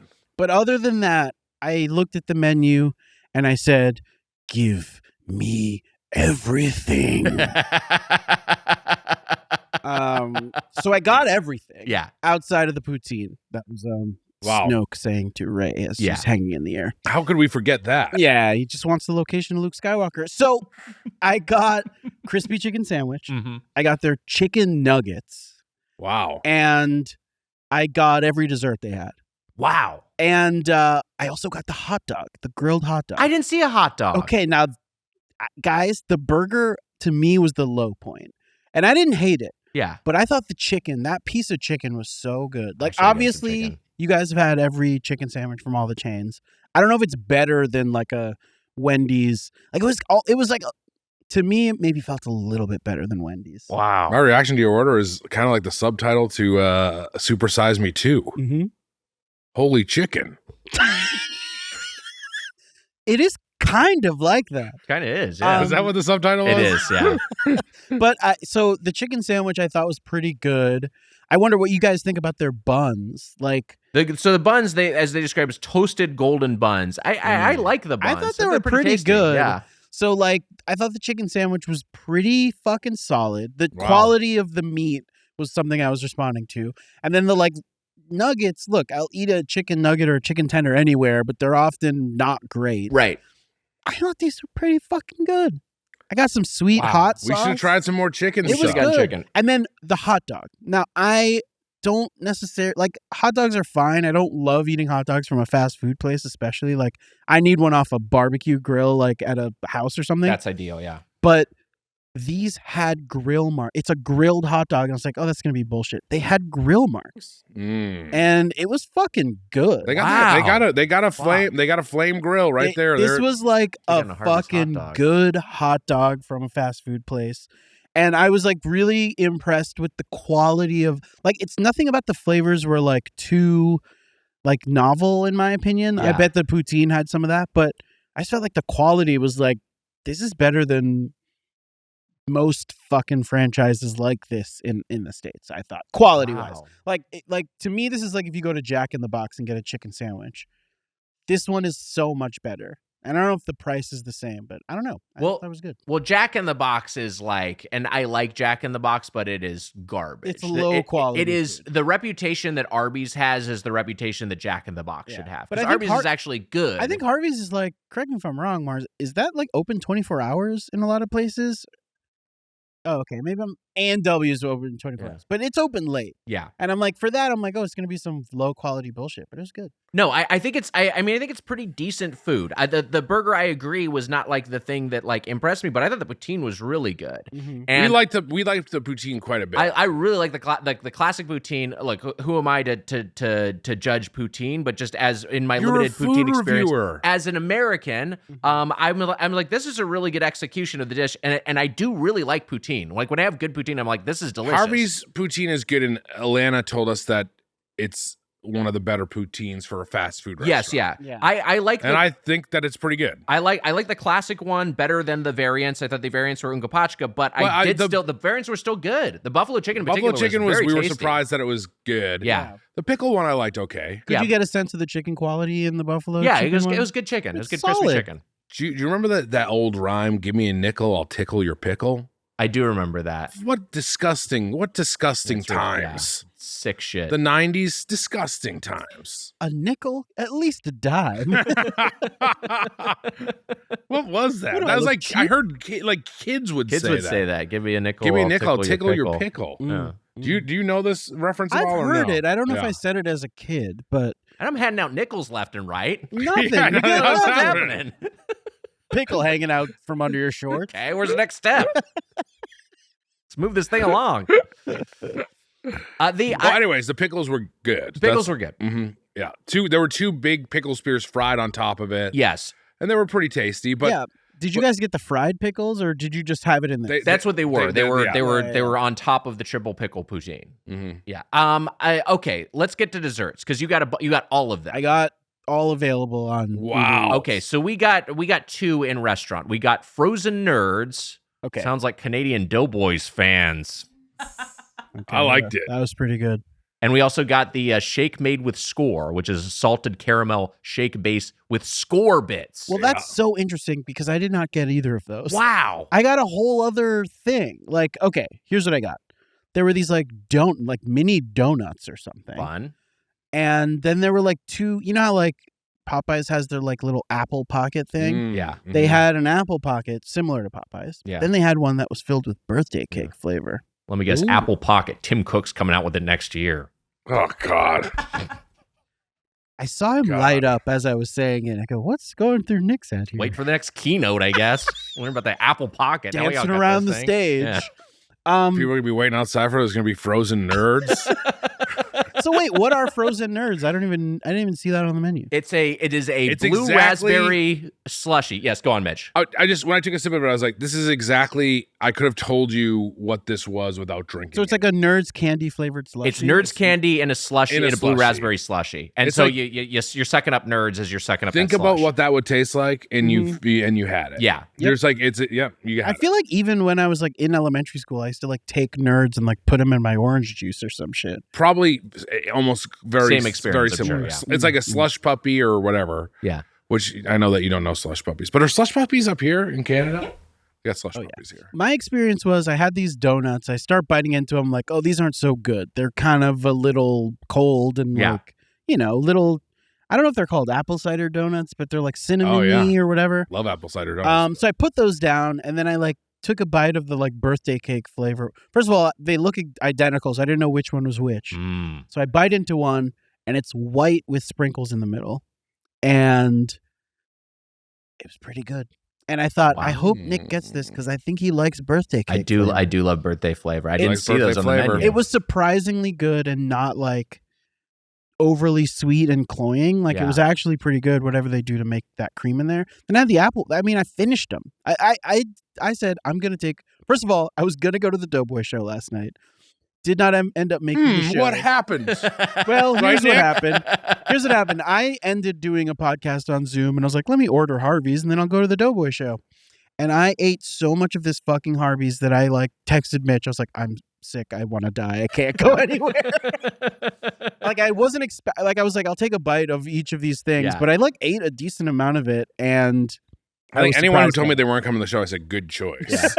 But also, like, your experience of, like, you ate so much food and you feel sick. Yeah. But then imagine immediately after that, you're contractually obligated to do a live stage. performance. Because that's I us think at I live texted shows. Mitch, I feel like shit. I want to die. I don't know how you guys do this. We haven't done it in 3 months. I feel great. Wags feels great. It's true. I do feel better. I mean, does it feel crazy that you guys didn't record for so long and now you're back? It didn't help that we did a live show yeah. immediately into not recording for 3 months. It would have been nice to have like a couple of studio shows to like get back into a rhythm before we got on stage. But I thought we did all right. Yeah. All things considered. Well, the episode came out last week. The listeners will be the judge. They'll be the judge. But yeah, I think I'm pissed you guys didn't get the hot dog. Like I thought you would have been. There was a hot dog. I think you would have been pleasantly surprised at like what must feel like an afterthought on the menu, which is kind of done kind of well. Wow. It had grill marks on it, and it had grill marks not like the short way, the long way. Wow. That's dangerous. It can fall through the That's what I was grill. thinking. Lose the fucking dog down there. That's why. Top dog turned to bottom dog. Turned to burnt dog. We should have tried a few different things. But look, I walked into Harvey's and I was in the danger zone. Yeah. You didn't have much time to think. You were just working off instinct at this point. I wasn't sick, but I wasn't well, Wags. I had to use the toilet. So I went in not feeling great. And I think that there was still some stuff I really enjoyed there, but I don't know if it's been my favorite restaurant so far. What did you think of the score shake? Because I thought that was delightful. I thought it was very good. I really liked that. The it, frozen nerds, I was not super excited by, but I also generally don't like slushies as much as I like a smoothie. Do you get or brain freeze? No, I don't. I'm immune to it. I get really bad brain freeze. He doesn't get it, which is kind of creepy. I don't get it. Yeah, I guess you're something. It's like when someone tells you, like, I've never had a headache. I'm just like, yeah, what? Yeah. I've never farted. All right, something's up with you. I've had not multiple. There's been like a couple people I met in my life who were like, I've never had a headache before. And you're like, what are you talking about? Yeah. Isn't that insane? I get headaches. I just don't like get where I was just like, are you a liar? Like I don't get. He does not get brain freeze. Look, I know I do the lettuce wrap sometimes. Yeah, this is gonna be a lettuce rip. One of the worst things at Harvey's is that lettuce. Wow. I did not like the lettuce. The lettuce rip. I'm sorry, I'm hearing something in a low volume. Is something playing? I'm listening to a different Doughboys episode. Wow. Wags got distracted by Doughboys. So this episode sucks. There's also an episode coming out tomorrow that we have to write a description for. I'm trying to listen because there's another episode coming out tomorrow. I have to listen to it I'm just trying to. She doesn't like the podcast. It's not like she's doing it for fun. She's at work right now. I'm trying to multitask. That's fine. If you can hear it, I will do it later. No, you can do it. I think just we were getting some headphone bleed. We were just able to. Then it won't work. I think if it's quieter, it's probably fine. I had heard it earlier too, but I didn't care. Oh, okay. It just. I didn't know it came from you. This episode is good, and I was sad to put the headphones on. So wait, that episode is good, or is this episode? No, this episode, this current one. So that you guys bully all your listeners, even the ones that work for you. What was that episode? Strange Brew. That episode sucks. That episode sucks. It's a bad one. That's how we start the month off. It's bad. I literally told Amelia she doesn't have to listen to all of it, just enough to write the description. Did you have you seen the classic Canadian comedy Strange Brew? I'd never seen it before. I had not, no. And I feel like I was told to watch it when I was maybe going to work on something. They're like, "Oh, Strange Brew, something you can watch," and I just never did. We watched it for the podcast. I thought I'd seen it before, and I was like, I think I've just seen pieces of this, and then I've seen the Great White North, the bit, the Rick Moranis, Dave Thomas bit. Yeah. And it was the last episode we recorded before we. It was the last episode we did in studio in July before this hiatus. But it is a bizarre movie, but it's like really it's kind of wonderfully bizarre because it's just like, oh, these two funny guys just got to make this weird movie where they clearly didn't have a lot of like guardrails. And it's like you wish there was more of that. We talk about it, and then we're also probably like, man, I wonder if Biden will be okay coming November. Like it's just so dated still. It is very fun to listen to the episodes where it's like the Celtics just won the championship. Yes. Oh my God. I got in trouble for that. I mentioned it maybe one too many times. No, you can't be in trouble for that. You're a fucking fan. Enjoy your win. It was great. Score Shake was really, really yummy. We should get to the our Celtics are about to. The season's about to start again. Now. Yeah, which is crazy. But wait, I do want to say. So I had. What was your stomach reaction? And I guess you're still live in it right now. What was your stomach reaction to Harvey's? Because mine was like initially feeling like shit, but eventually evened out a little bit. It's not fair almost to Harvey. I mean, because you ate another meal before it. Honestly, it's not fair to even Swiss Chalet because we came off of eating 5,000 calories of Tim Hortons yesterday, probably. And we got drinks last night. And then we got some drinks last night. And then I came into today to having Swiss Chalet for breakfast. And then having Harvey's for lunch an hour later. Yeah.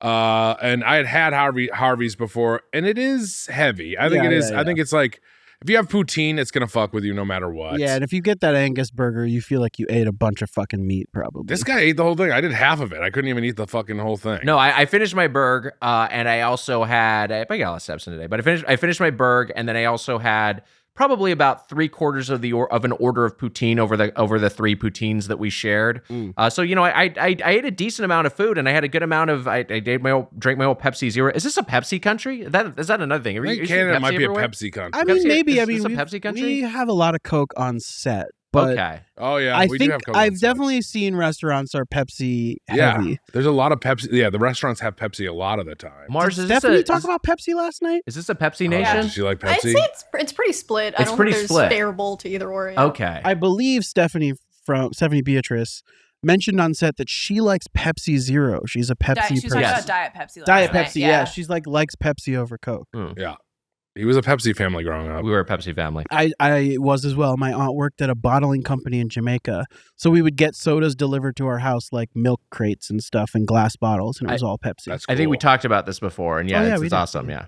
Oh, I did want to say, Mitch, I know that last night today when you went to Harvey's, you had to take a shit. Yes. And you probably had a feeling that is best described by Ray, when she says, "Something inside me has always been there. And now it's awake, and I'm afraid. I don't know what it is or what to do with it, and I need help." Ray had a shit? Yeah. I'm surprised you hate this movie. Ray had to shit so hard. She's going to Luke.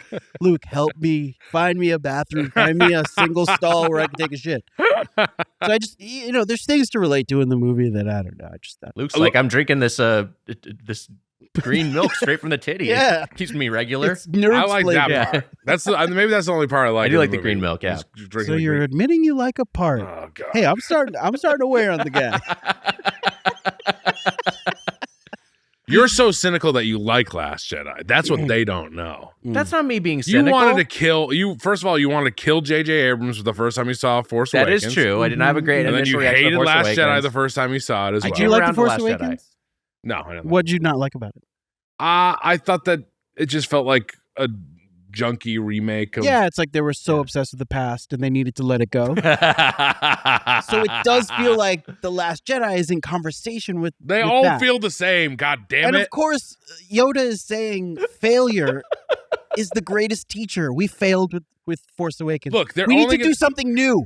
Our listeners are dumb. They're only going to be on your side. I don't think that's true. I think a lot of people hate my opinion on this movie, but I don't care. I just like messing with you. It's fine that you don't like it. I wish I could win you over on Goodfellas more. I know you do not like Goodfellas. But guess what? I think Goodfellas is a good movie. It's just not for me. This is the thing, because having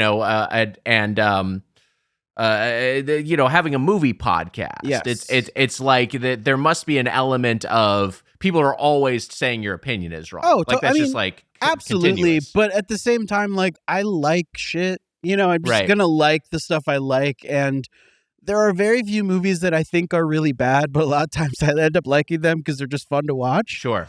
But yeah, our opinion. You got to see Megalopolis. Yeah, I mean, me and Scott had to do a whole episode where we had to we called it "Clearing the Air" about Killers of the Flower Moon, where we had to actually explain our opinion on it. And I don't want to get into it now because fucking Discord will go crazy. But did you like it or did you? Again, I think it's a good movie. I don't care. I don't care. I think a lot of people with Scorsese see his movies and they think that he's like promoting the bad guys. I know he's not. Yeah. But that doesn't take away from the fact that people take it that way. Oh, 100%. But I don't want to get into it, but we don't even really get it. I think Mitch and I both are like people who love that movie. And I think it's, and I also say I read the book, so it's like just as an adaptation, I'm like, this is such an impressive work. I'll be honest, with distance from talking about the movie on the podcast, I think it's great. It's just ultimately I'm a little frustrated in the storytelling, but if that's what really happened, what am I supposed to be upset about? Everyone says I hate everything. I saw The Substance recently. I liked The Substance. I like The Substance. I liked The Substance. Substance was fun. Maybe too scary for me. Maybe I'm not going to watch. No, it's not too scary. It's gross, but it's not too scary. It's gross. Yeah. Is it?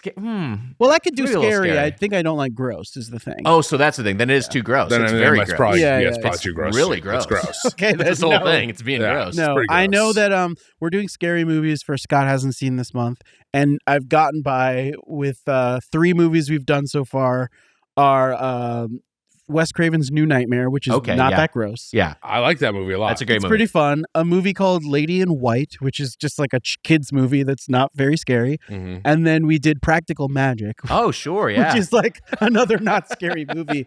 But we have Zach Kreger coming on for the last week, and he's tasked with picking the most devious, nasty thing ever. Wow. So I'm really afraid. I won't say what movie we're doing, but it's I've read about it, and I'm not happy. Can you say it and we'll bleep it? Yeah, I'm doing a movie called.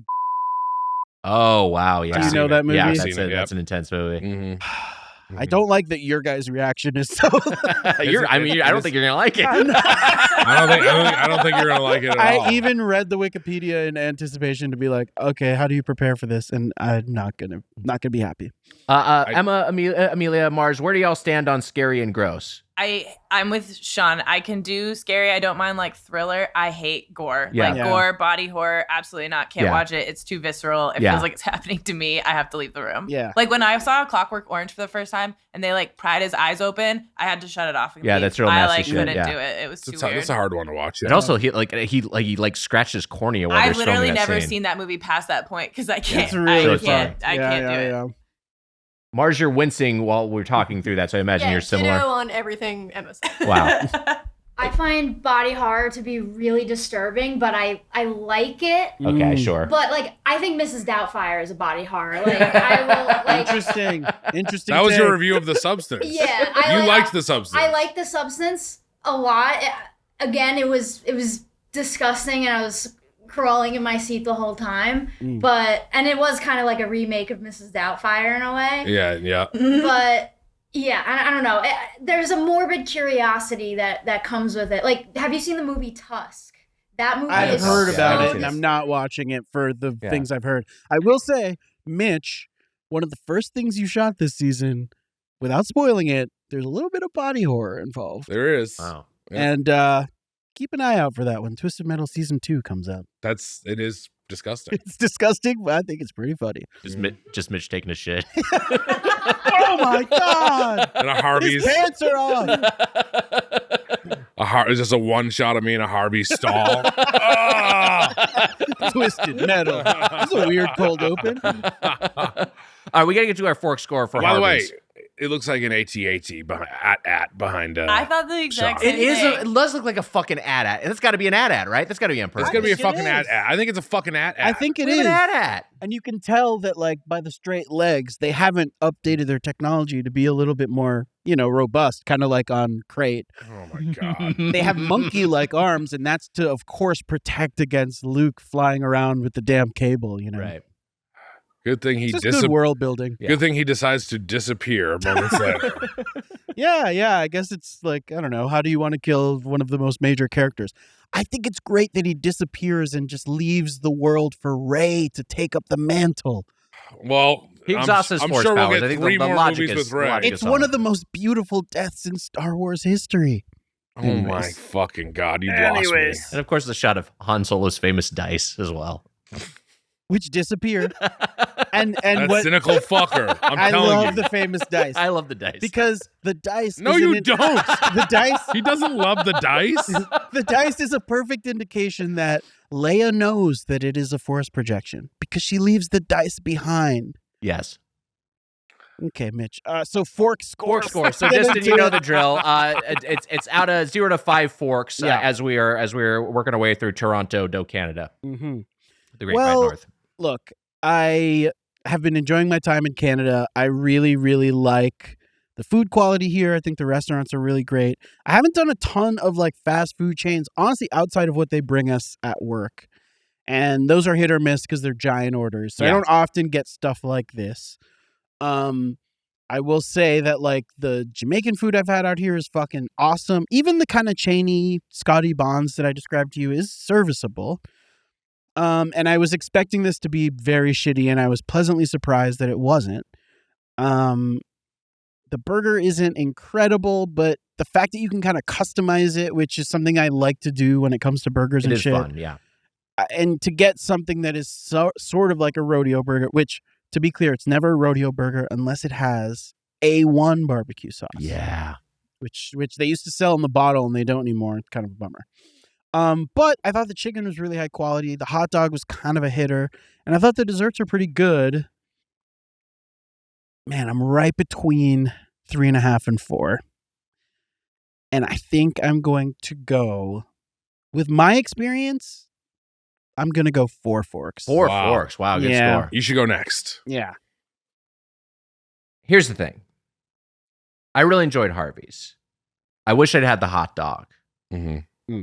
And I do wish I'd had more of the chicken, because hearing that's like a standout thing. I mean, my understanding, everything I've heard about the Harvey's is like, oh yeah, burgers, poutine. That's what this place does. They do a great poutine, fast food poutine.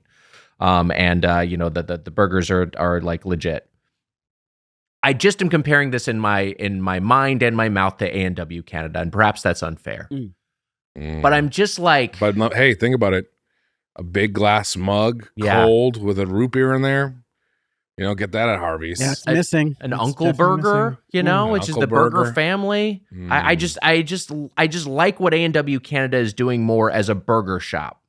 And the burger in particular was not a highlight here, even though I thought it was good. I thought the poutine was great, the burger was good, But before you go on, Yeah. do you judge Burger King on what McDonald's is doing, like in the States? to some degree, if I'm talking about a fork score, Sure, if I'm talking sure. about something that's going to like, hey, this is going to gauge this restaurant relative to other restaurants. Okay, But okay. yes, ultimately I am like, what is this? How does this place achieve what it is trying to do? Ultimately, yes, these chains are all competing against themselves, Mm-hmm. but still, this is like a burger restaurant.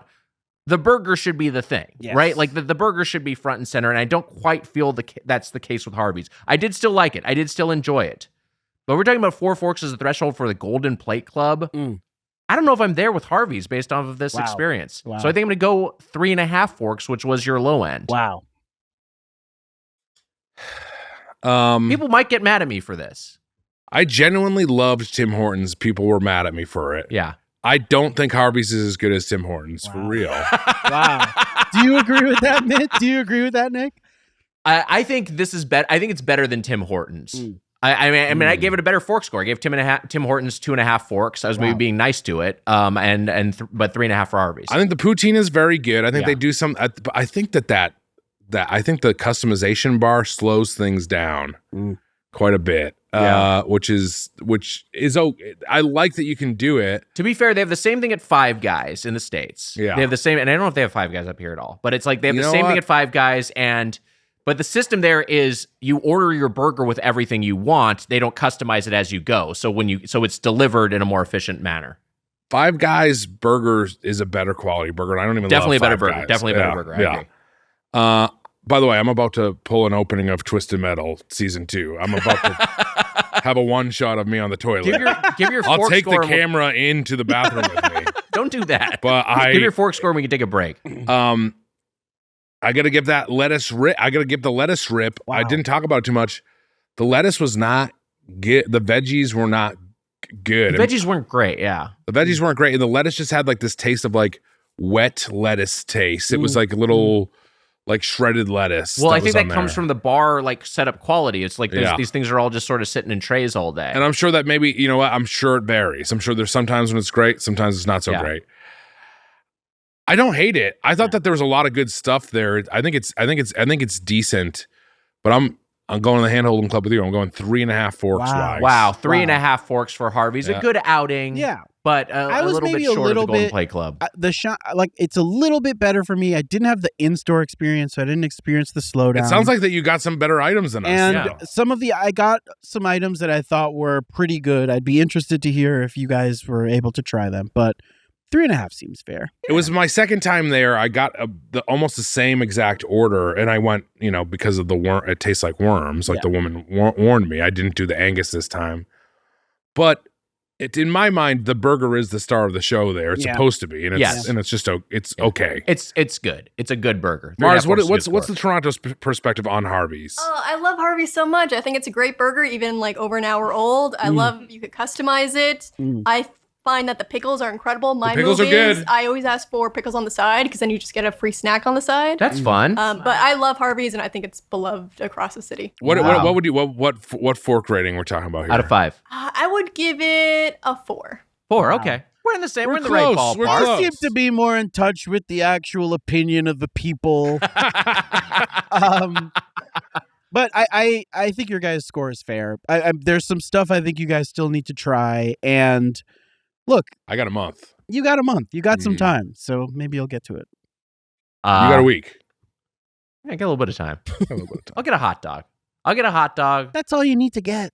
You'll take a shit. We'll take a break. We'll be back with more Doughboys. Mitch, my man, TOAK is reinventing the way you enjoy your favorite drinks. Their innovative flavor caps make staying refreshed and healthy easier than ever. Just attach a cap to your reusable bottle, twist it open, and watch as fresh ingredients mix instantly. TOAK has a variety of offerings, including energy drinks, tea, yerba mate, and their newest product, Oasis Plus Water Enhancers. Wow. Whether you're at the gym, in the office, or on the go, TOAK's lineup is designed to fit seamlessly into your lifestyle, combining convenience with quality. TOAK products contain 0 sugar and preservatives thanks to their cap technology, Wags. Mitch, we've been traveling lately. The whole team has been traveling, in fact. And let me tell you, TOAK is easy to take on the go. Throw your favorite caps into your gym bag, backpack, or carry-on. Tip: travel through the airport by just refilling the bottle after security, twisting on a cap, and boom! You have your favorite TOAK drink to travel with. That's why you have TOAK here. You didn't have to mime it in that moment where you did the twist. That's right, Mitch. TOAK is providing our listeners a discount for 30% off their first order using code Doughboys when they go to drinktoak.com. That's drink, TOAK.com. Try their starter kit, which comes with a reusable bottle and a variety of flavor caps to help you find your new go-to drink and then refill from there, Wags. Enjoy free shipping and set up a subscription so you never have to worry about running out of your favorite drinks. Check out all TOAK products at drinktoak.com. That's drink, TOAK.com, and use code Doughboys for 30% off your first order. TOAK, it's in the cap. It's in the cap. It's in the cap. All right, we're back. Mitch feeling better? Cleaned out, Wag. Jesus Christ. I did a visceral. 10-1, not a 10-2. It was a 10-1. Or a 10-3, like Yeah. we were talking about. Mhm. This is showbiz lingo when you have to, Yes. you can Peeing figure is out a what the numbers 10-1, are. Yeah. 10-2, and you can figure out what 3 is. Yeah. It's jerking off. Jerking off. We'll just tell you it's jerking off. Mitch is on another 10-3 break. I took God, we're going to have to wait like 12 seconds to get the shot. I took antibiotics. I was sick, Yes. and I still am coughing. In the live show, I was coughing. I took antibiotics, which sucks being sick during filming. Yes. But there was and they pump. There's like There's smoke in there's every so much scene, and I think fog. I'm convinced that's what got you sick in the first place. I think I it can maybe see that, is what got yeah. me sick in the first place. I was like crawling through smoke at one point, and then a character was giving a monologue, and I was like gripping my chair, trying not to cough, and I was coughing during it. But and I was there watching, knowing, oh, Mitch is going to be so annoying about this afterwards, even though it's not a big deal at all. yes, It was totally fine. he's gotten many a text of me being like, "I fucked up. I'm sorry. It's happened a lot." No, Mitch has been crushing it, and I'm self-conscious.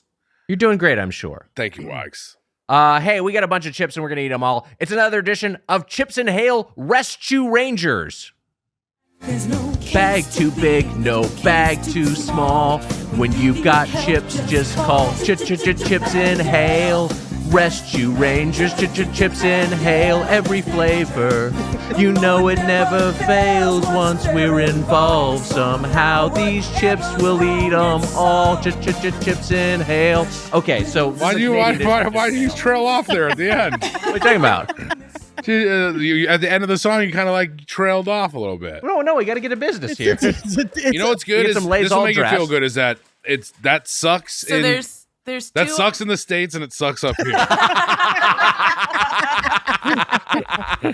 We get some Lay's all dressed. There's two different types of all dressed in there. There's Ruffles all dressed and Okay. Lay's all dressed. Wow. And then there is ketchup chips in there. All right, so let's start with the Lay's ketchup, and then we'll do. And then the, those other ones are sour cream and bacon. We just thought that sounded insane. Wags, I actually think you can eat them because if you read the ingredients list, bacon is not listed. Yeah, I'm guessing those will be fine.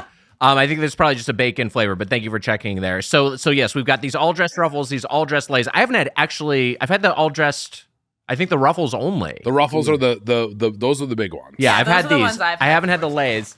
Or at know least I what? don't remember. And we've got the ketchup and we've got the Ruffles. What should we do? I think we do all dressed for last. Yeah, okay, let's do all dressed. People are like when we're like, oh, the podcast makes us unhealthy. You're thriving.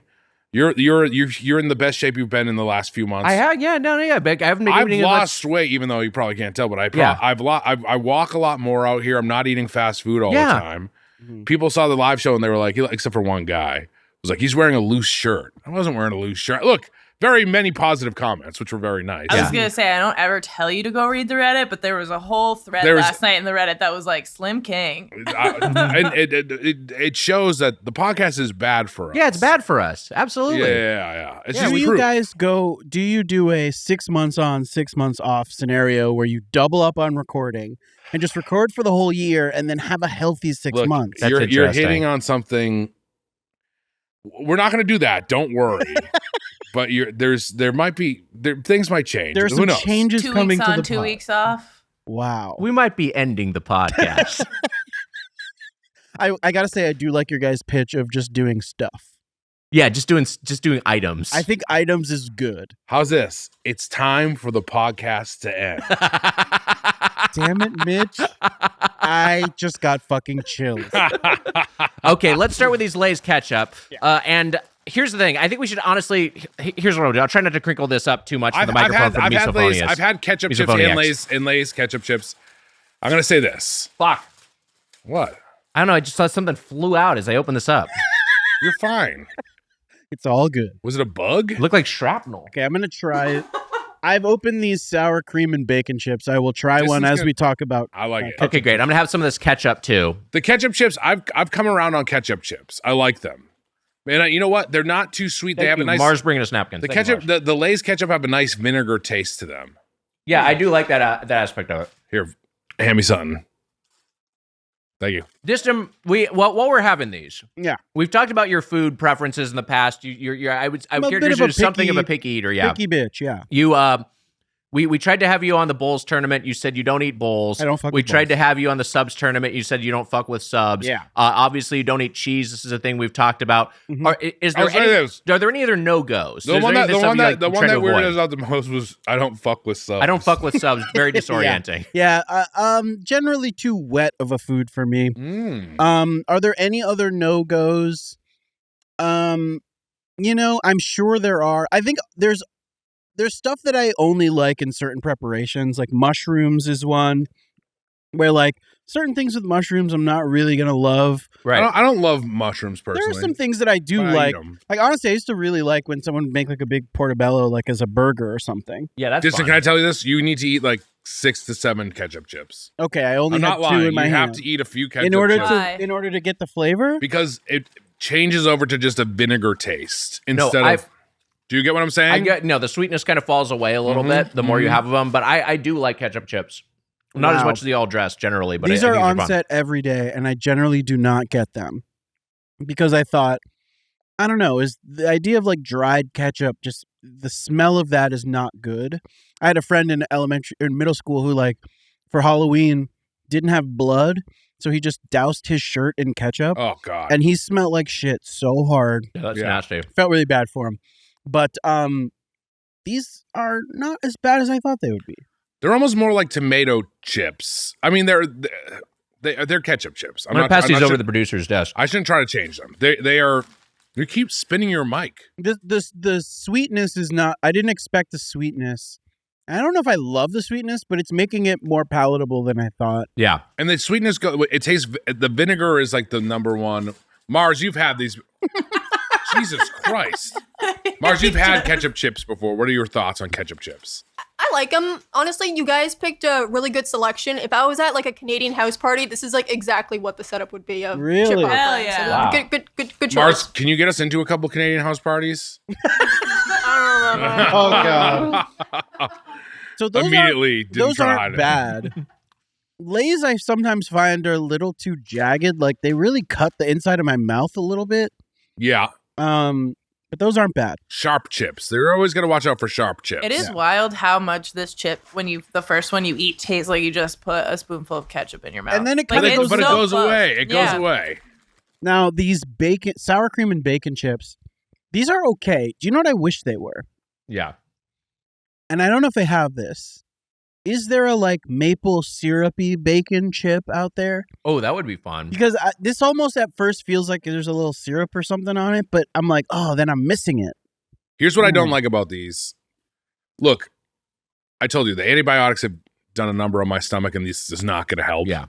But I'm not going to eat a lot of these because I don't like smoke. I think smoke is such an overpowering Like liquid smoke? liquid smoke, and I went to Mexico City. I went to a place called Pujol, and I had one of the best meals of my life, and it came with a mezcal tasting. And I was like, oh, I understand how sipping this mezcal is good, but if mezcal is in a cocktail, were you here when I said this? No, I don't know. Mezcal. Okay, I said this on while I was in Canada, but mezcal in a cocktail is just so overpowering. The smokiness of the mezcal just overtakes a cocktail, and I don't like it. I'm with you. I like tequila better than mezcal. So much better. And I like the smokiness. Tequila's Nally really one- likes the mezcal, likes the smokiness. I think it's just an individual thing, but I do like it. mezcal on the rocks or something. When you mix it into a cocktail, I do mostly taste mezcal. that is, So I agree with that. tequila is my second favorite booze. After And you're rum. probably right. This doesn't have like bacon flavor. It really is just probably smoke. Mhm. Which yeah, because is I checked the ingredients to see if Wags could eat them, and we looked at them earlier. There's no bacon in Wait, there. let me look at the ingredients real quick. I'm sorry. those are just okay, I will say. And here's why Mitch doesn't like them. They don't have smoke flavor. They have snoke flavor. oh my god, that makes so much sense. What is snoke? I also don't even know if those are a Canadian flavor. I just had never seen them before. So we I grabbed don't them. see these. We don't have these in the States. Mars, is this a Canadian flavor? Do you know at all? I don't know. To me, that's just a regular flavor. This is just a regular flavor. Yeah. This might be like a default Canadian flavor. Who Yeah, knows? let them try. Okay, I'll pass these over. All right, we've got The snoke thing was good, but let them try. The Snoke thing was worth it. Yeah, of course it was. All right, let's try these all dressed. All dressed. I've been having the Lay's all Yes, dressed. I've We're had some of circulating these Lay's all dressed. I think the issue here is regardless if the seasoning is going to be the same as the Ruffles, the fucking Ruffles texture is just so much better than Lay's. That's the thing. That's the key point. So what do we got here? Ridges, Ruffles has ridges, and that makes a huge difference. We got a bottle of vinegar here. Yeah. I'm just seeing what's on the outside of the bag. Yeah, I want to get it. So this is a red the thing. pepper and a garlic. Is that what we got? I love all dressed flavors. All dressed is so good. Yeah, it's a little intense sometimes when you get a 2-coated chip, but most of the time it's a great flavor. But I'm not sure what the actual definition of it is. So I'm bringing this up right now. I would say the internet claims that the flavor is described as a mix of ketchup, barbecue sauce, sour cream, onion, and salt and vinegar. Interesting. I gotta tell you, all the flavors. Yeah, it's kind of all of them. That's how Ruffles describes it anyway. Ruffles all dressed are the one, but I gotta tell you, I love Lay's salt and vinegar chips, and these are a lot reminding like, you. Yeah. Did you talk about, Mitch, did you talk about your C&E experience in the live show? I did. We talked about it for a second, but I didn't talk about, I had the unicorn corn. That's what we talked about mostly. There was a chicken tender there that was an all-dressed, coated chicken tender. That was like Ruffles chips coating the tender, and it was okay. It was okay. But it wasn't as good as the Fruity Pebbles coated chicken tender. And you know what else was good? The Cocoa Pebbles. They were like kind of surprisingly good. The sweetness like really worked. Those sound like those would be revolting to me. I'm surprised. But in a way that kind of like it like adds up to just like syrupy flavor. It kind of was good. You know what's so good? Eva's chimney cones. Yes. Now, what he's describing, I've told him, is a Shark Tank convention. It is a like fluffy baked pastry in the shape of a cone that they like served ice cream in or something. Mm-hmm. You're gonna get one before you go. You'll love it. I will. Yeah, you love ice cream. You're gonna love it. I gotta say, they both taste fine, but they're just the Ruffles ridges, man. I don't know if you guys like the baked Ruffles. I like them okay. I think they're better than the full body Ruffles. I would not go that far. You know what? I thought the Lay's were winning me over, and then you hit a Ruffle. I like textures are so much better on the Ruffles. Lay's salt and vinegar potato chips are like one of my favorite chips. Yeah. But these Ruffle ones are good. I might have said this on my last appearance, but my favorite chip is baked Ruffles sour cream and cheddar. Even though I'm not a huge cheese guy, it's just mostly salt.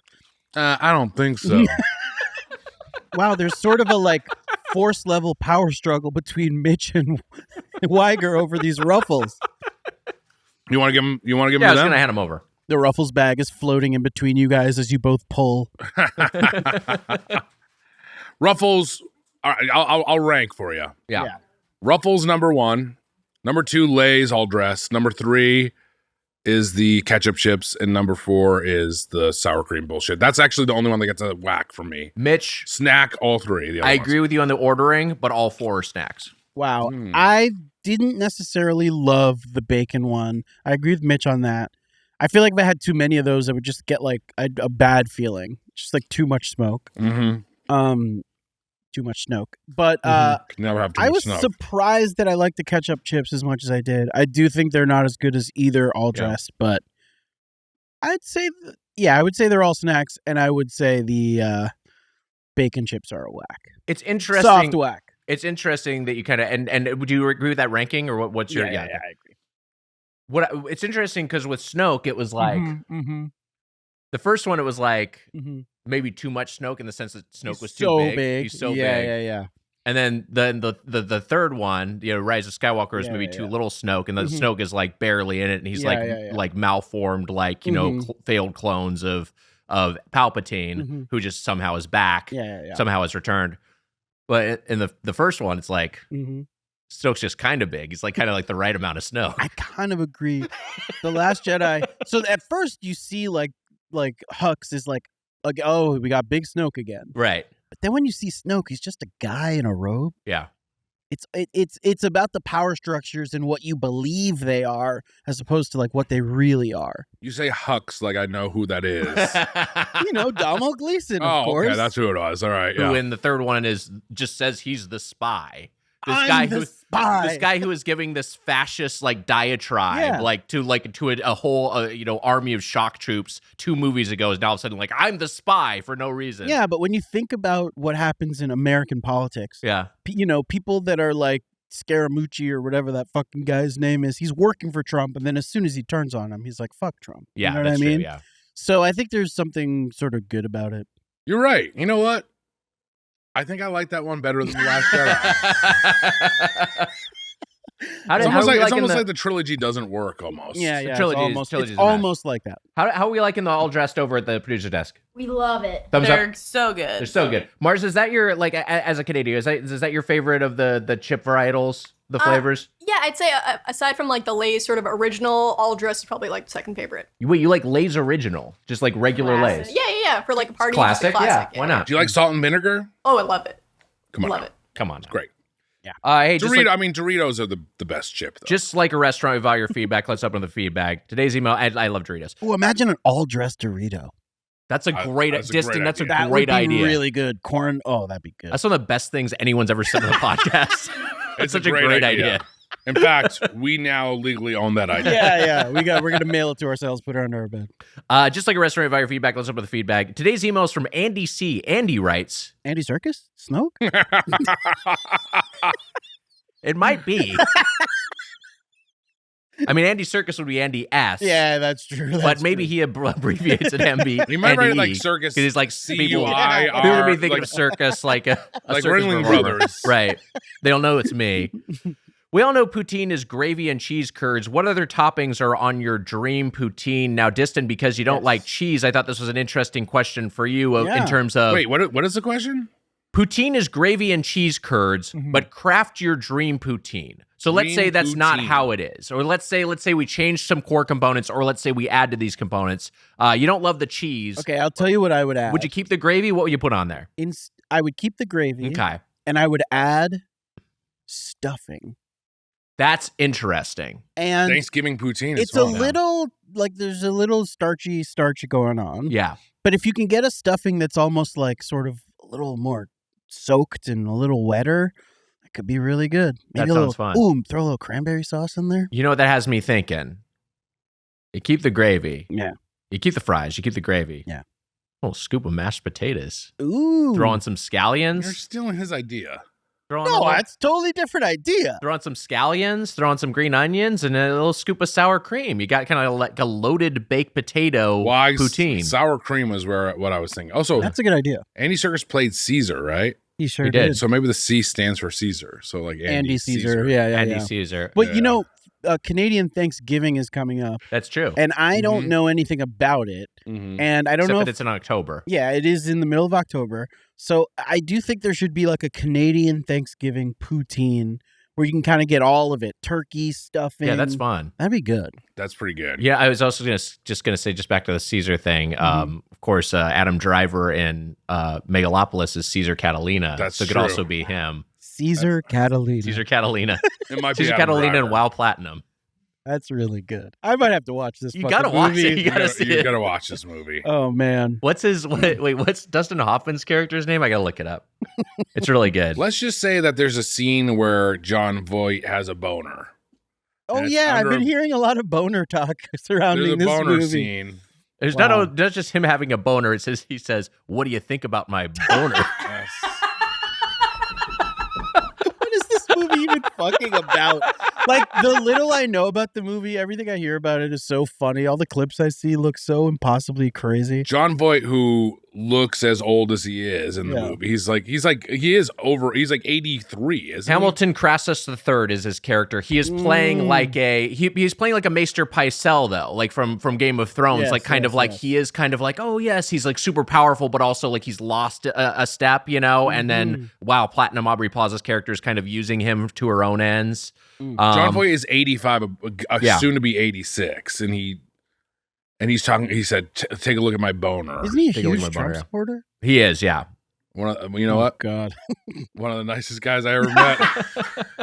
I met him on the Sunday lot. He was so nice to me. It was so great. I was saying this, that there was, I've met a bunch of I've met like a Trump super team of people. I've met Mark Wahlberg, John Voight, and Charles in Charge. What's his name? Tony Danza. No, not No. The Yeah. Yes. Oh, the other guy who's even fucking worse online. Yeah, the Scott Baio. Scott Baio. Yeah. Is it Scott Baio? Scott Yeah, Baio. Yeah, Scott Baio. They're all really nice. All of them were so nice to me. Wow. I mean, I've talked about this on the podcast before, but when I worked at Funny or Die, I worked with there was a celebrity who was came in and was like, "Hey, I love Downton Abbey. I'd love to do a Downton Abbey video." And so me and Andy Maxwell over there, who was just amazing at the amazing visual sense, amazing visual effects side of things, and just a great dude to work with. We made a video with him. With the celebrity, where we spliced him into a bunch of Downton Abbey footage, and the thing is, the way it had to be shot, we had to do it like a long day that started at 7 a.m. on a Saturday. And what we heard from his assistants was like, hey, he's not like a morning guy. He's not going to love this. And we were like ready for oh boy, this guy might be a diva or whatever. I got there at 6:55 a.m. He was already there, already in the makeup chair, knew all of his lines, completely off book for this thing, just totally locked in, totally game, like down to do whatever, having fun, super nice, and then afterwards sent us a whole bunch of high end spirits as a thank you gift. Wow! And I just was talking about what a great guy this was. That was Sean Diddy Combs. Oh my God! We don't have the time for me to tell my Diddy story, but I'll get into it very quickly. He did a show at UCB over a decade ago with Chris Gethard. And there was this sort of myth kind of came up after the show. Yeah. Where apparently his handlers called the Gethard crew and were like, here's the stuff he's going to need in the back, in the back. And two things, and I'll say I'm out of order, but the second thing was he equipment messes up around him, video equipment messes up around him. And we were like, what are you talking about? And then during the show, a DVD that we had tested, he's standing in front of the DVD player in the old UCB Chelsea tech booth, and the DVD is off by 2 minutes. The sound is off by 2 minutes. Wow. And then after the show, we watched it, and it was not off. And Diddy has devil. But he's we were powder? No. At the time, we were like, whoa, Diddy's magic. Now I think he must have some sort of video disrupting equipment at him at all times. Right, yeah, that makes sense. And then the other part that he was told was hey, so just so you guys know, if Diddy asks you guys to come party with him, sometimes his parties go on for days and days, and he doesn't necessarily stop those parties. And you should be able to call it on your own. He doesn't sleep for days on end, so you need to end the party. Some people get into some really bad situations. And we were like, whoa, Diddy really likes to party. And now we're finding out this was maybe one of these fucking freak fests. Yeah. You know what? But what's funny is he walked into the UCB and looked around and was like, I ain't inviting any of these people to the fucking Nobody got invited to party. But I do think about it. I'm like, wow, this is 2000. God, I don't remember 12 or 13. And that was being said. You know what I heard? He went to UCB and he saw a poster for Freak Dance, and then he was like, Freak Dance. Okay, all right. Maybe what about a freak freak a little dance? idea. That's what I heard. It's people are hearing that for sure. Diddy looks around I'm gonna invite anyone except for you, Koalik. Going to the freak off. All right. I got my freak on. Love a freak on. Dustin Hoffman's character in Megalopolis is Nush Berman. Dustin Hoffman, also 85. Yeah. Also canceled, I think. Also canceled, yes. Seems, but it didn't seem as Voight seems old in the movie. Yes. It was. Did you have a Poutine Plus up, Mitch? I said sour cream. Oh yeah, sour cream. Yeah. Mars, where do you stand on poutine? Who cares? I'm sorry to keep asking you for all these Canadian questions. Oh man, I actually just went to a poutine eating contest in Toronto. They had the World Poutine Eating Contest, and they were serving. It was sponsored by Smokes Poutineery, and they served free poutine there. Man, I did not like Smokes Poutine at all. Wow. I used to have a place I went to that had, instead of beef gravy, had chicken gravy. It was very good. It was called Lou Dog's. It's now closed. That was my favorite poutine, but I haven't been able to find a replacement since. Sublime's dog. Same name. Lou Dog. Lou Dog inside the van. Yeah. Oh, yeah. Sorry, that was just confusing. Do you have like you said, Lou you're gonna Dog make your... is the name of Sublime's dog. I know, fucking know that. He used to put his thumb in its ass. Yeah, I know all this. But I didn't know that part. We have had Smokes on the podcast. We reviewed Smokes in Saskatoon. We liked it. We like Smokes. They were lovely to us. Did you? Where do you stand on if you could plus up a poutine, or you could add a different component, or if you had a poutine in your life where you're like, oh, this is poutine plus this, and it really works. I have a plus up now. I would love some like pulled pork and maybe like green onions on it. Oh, sure. That's fun. Just to get more sauce involved because it's the squeaky cheese. It's just not really for me. What like a Korean sort of pulled poutine hybrid? I'm sure they have that. They do offer that at Smokes on the Danforth now. I haven't tried it yet. Wow. I got my plus up. I know you. We'll ask you guys as well, but I got a plus up. Frings, fries and onion rings. Wow, that's fun. Poutine, fries, and onion rings. That's fun. That's kind of a no-brainer. Why don't they do? They have frings at Harvey's. I did get that. I got fries and onion rings. Yeah, we forgot to talk about frings. We fucked up. Who cares about frings? No, we fucked because I think they trademarked frings. We should have gotten some fucking frings. Does it change your score? No. Okay, then fuck it. Who cares? Frings are fun. I'll get the hot dog and I'll get some frings.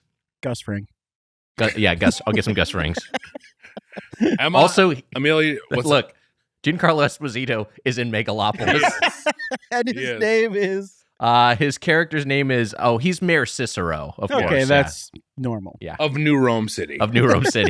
While we're on the topic of poutine, by the way, the world record of poutine eating is held by Joey Chestnut, and it's 28 pounds of poutine in 10 minutes. That's too much. 28 pounds of poutine in 10 28 pounds of anything? minutes. That's too much. It's fucked up.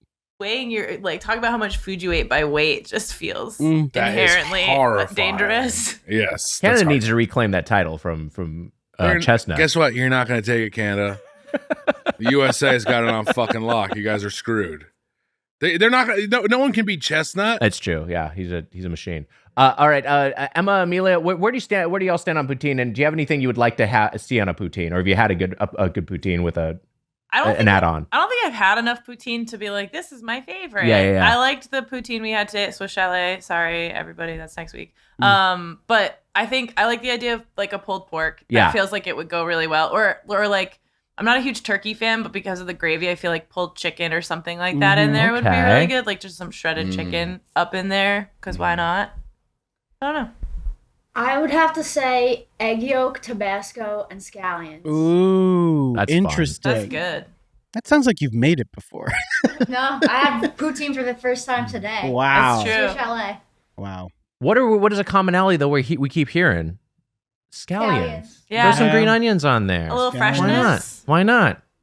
Guys, you guys should have done fucking scallions in vegetable month.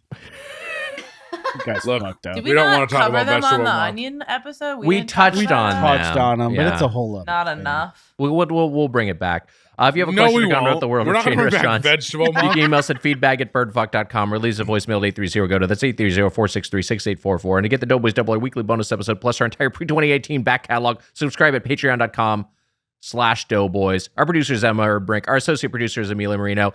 Special thanks to super producer Mars Melnick for helping out this month. Our engineer is Casey Donahue, and our video editor is Mike Dorfman. Our guest today, Shaun Diston. Shaun, thanks so much for joining us. Thanks for having in me. studio up here in Toronto. Guys, we are currently making Twisted Metal Season 2. Mitch is so funny in it. It's going to be so good. I think all the Doughboys fans are going to fucking love it. And yeah, I mean, I'm constantly trying to sneak a reference to Weiger in the show, but it has not panned out yet. But thanks for having me, guys. This is really fun. And I've been in Toronto so long, so I like miss LA. And this is like a fun thing to do to make me feel like I'm home a little bit. You're one of the funniest dudes, one of the best podcast guests around, one of the great podcasters of our time. We're always honored to have you on the show. Yeah. And congrats on Twisted Metal. Thank you. It's so much fun. Thank you. This guy's been working nonstop. He's written great scripts and jokes, and he's the best. Yeah. He is the best. He calms me down a lot during the week. What can I say? That's part of the job. Toront-dough, Canada, the Great Bite North, the month-long culinary tour of the Six continues all month long. Until next time, for the Spoon Man, Mike Mitchell, I'm Nick Weiger. Happy eating, eh? See ya, eh?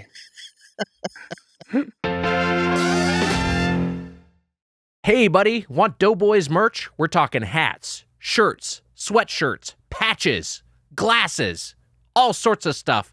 Aprons. It's all available at kinshipgoods.com/doughboys. That's kinshipgoods.com/doughboys.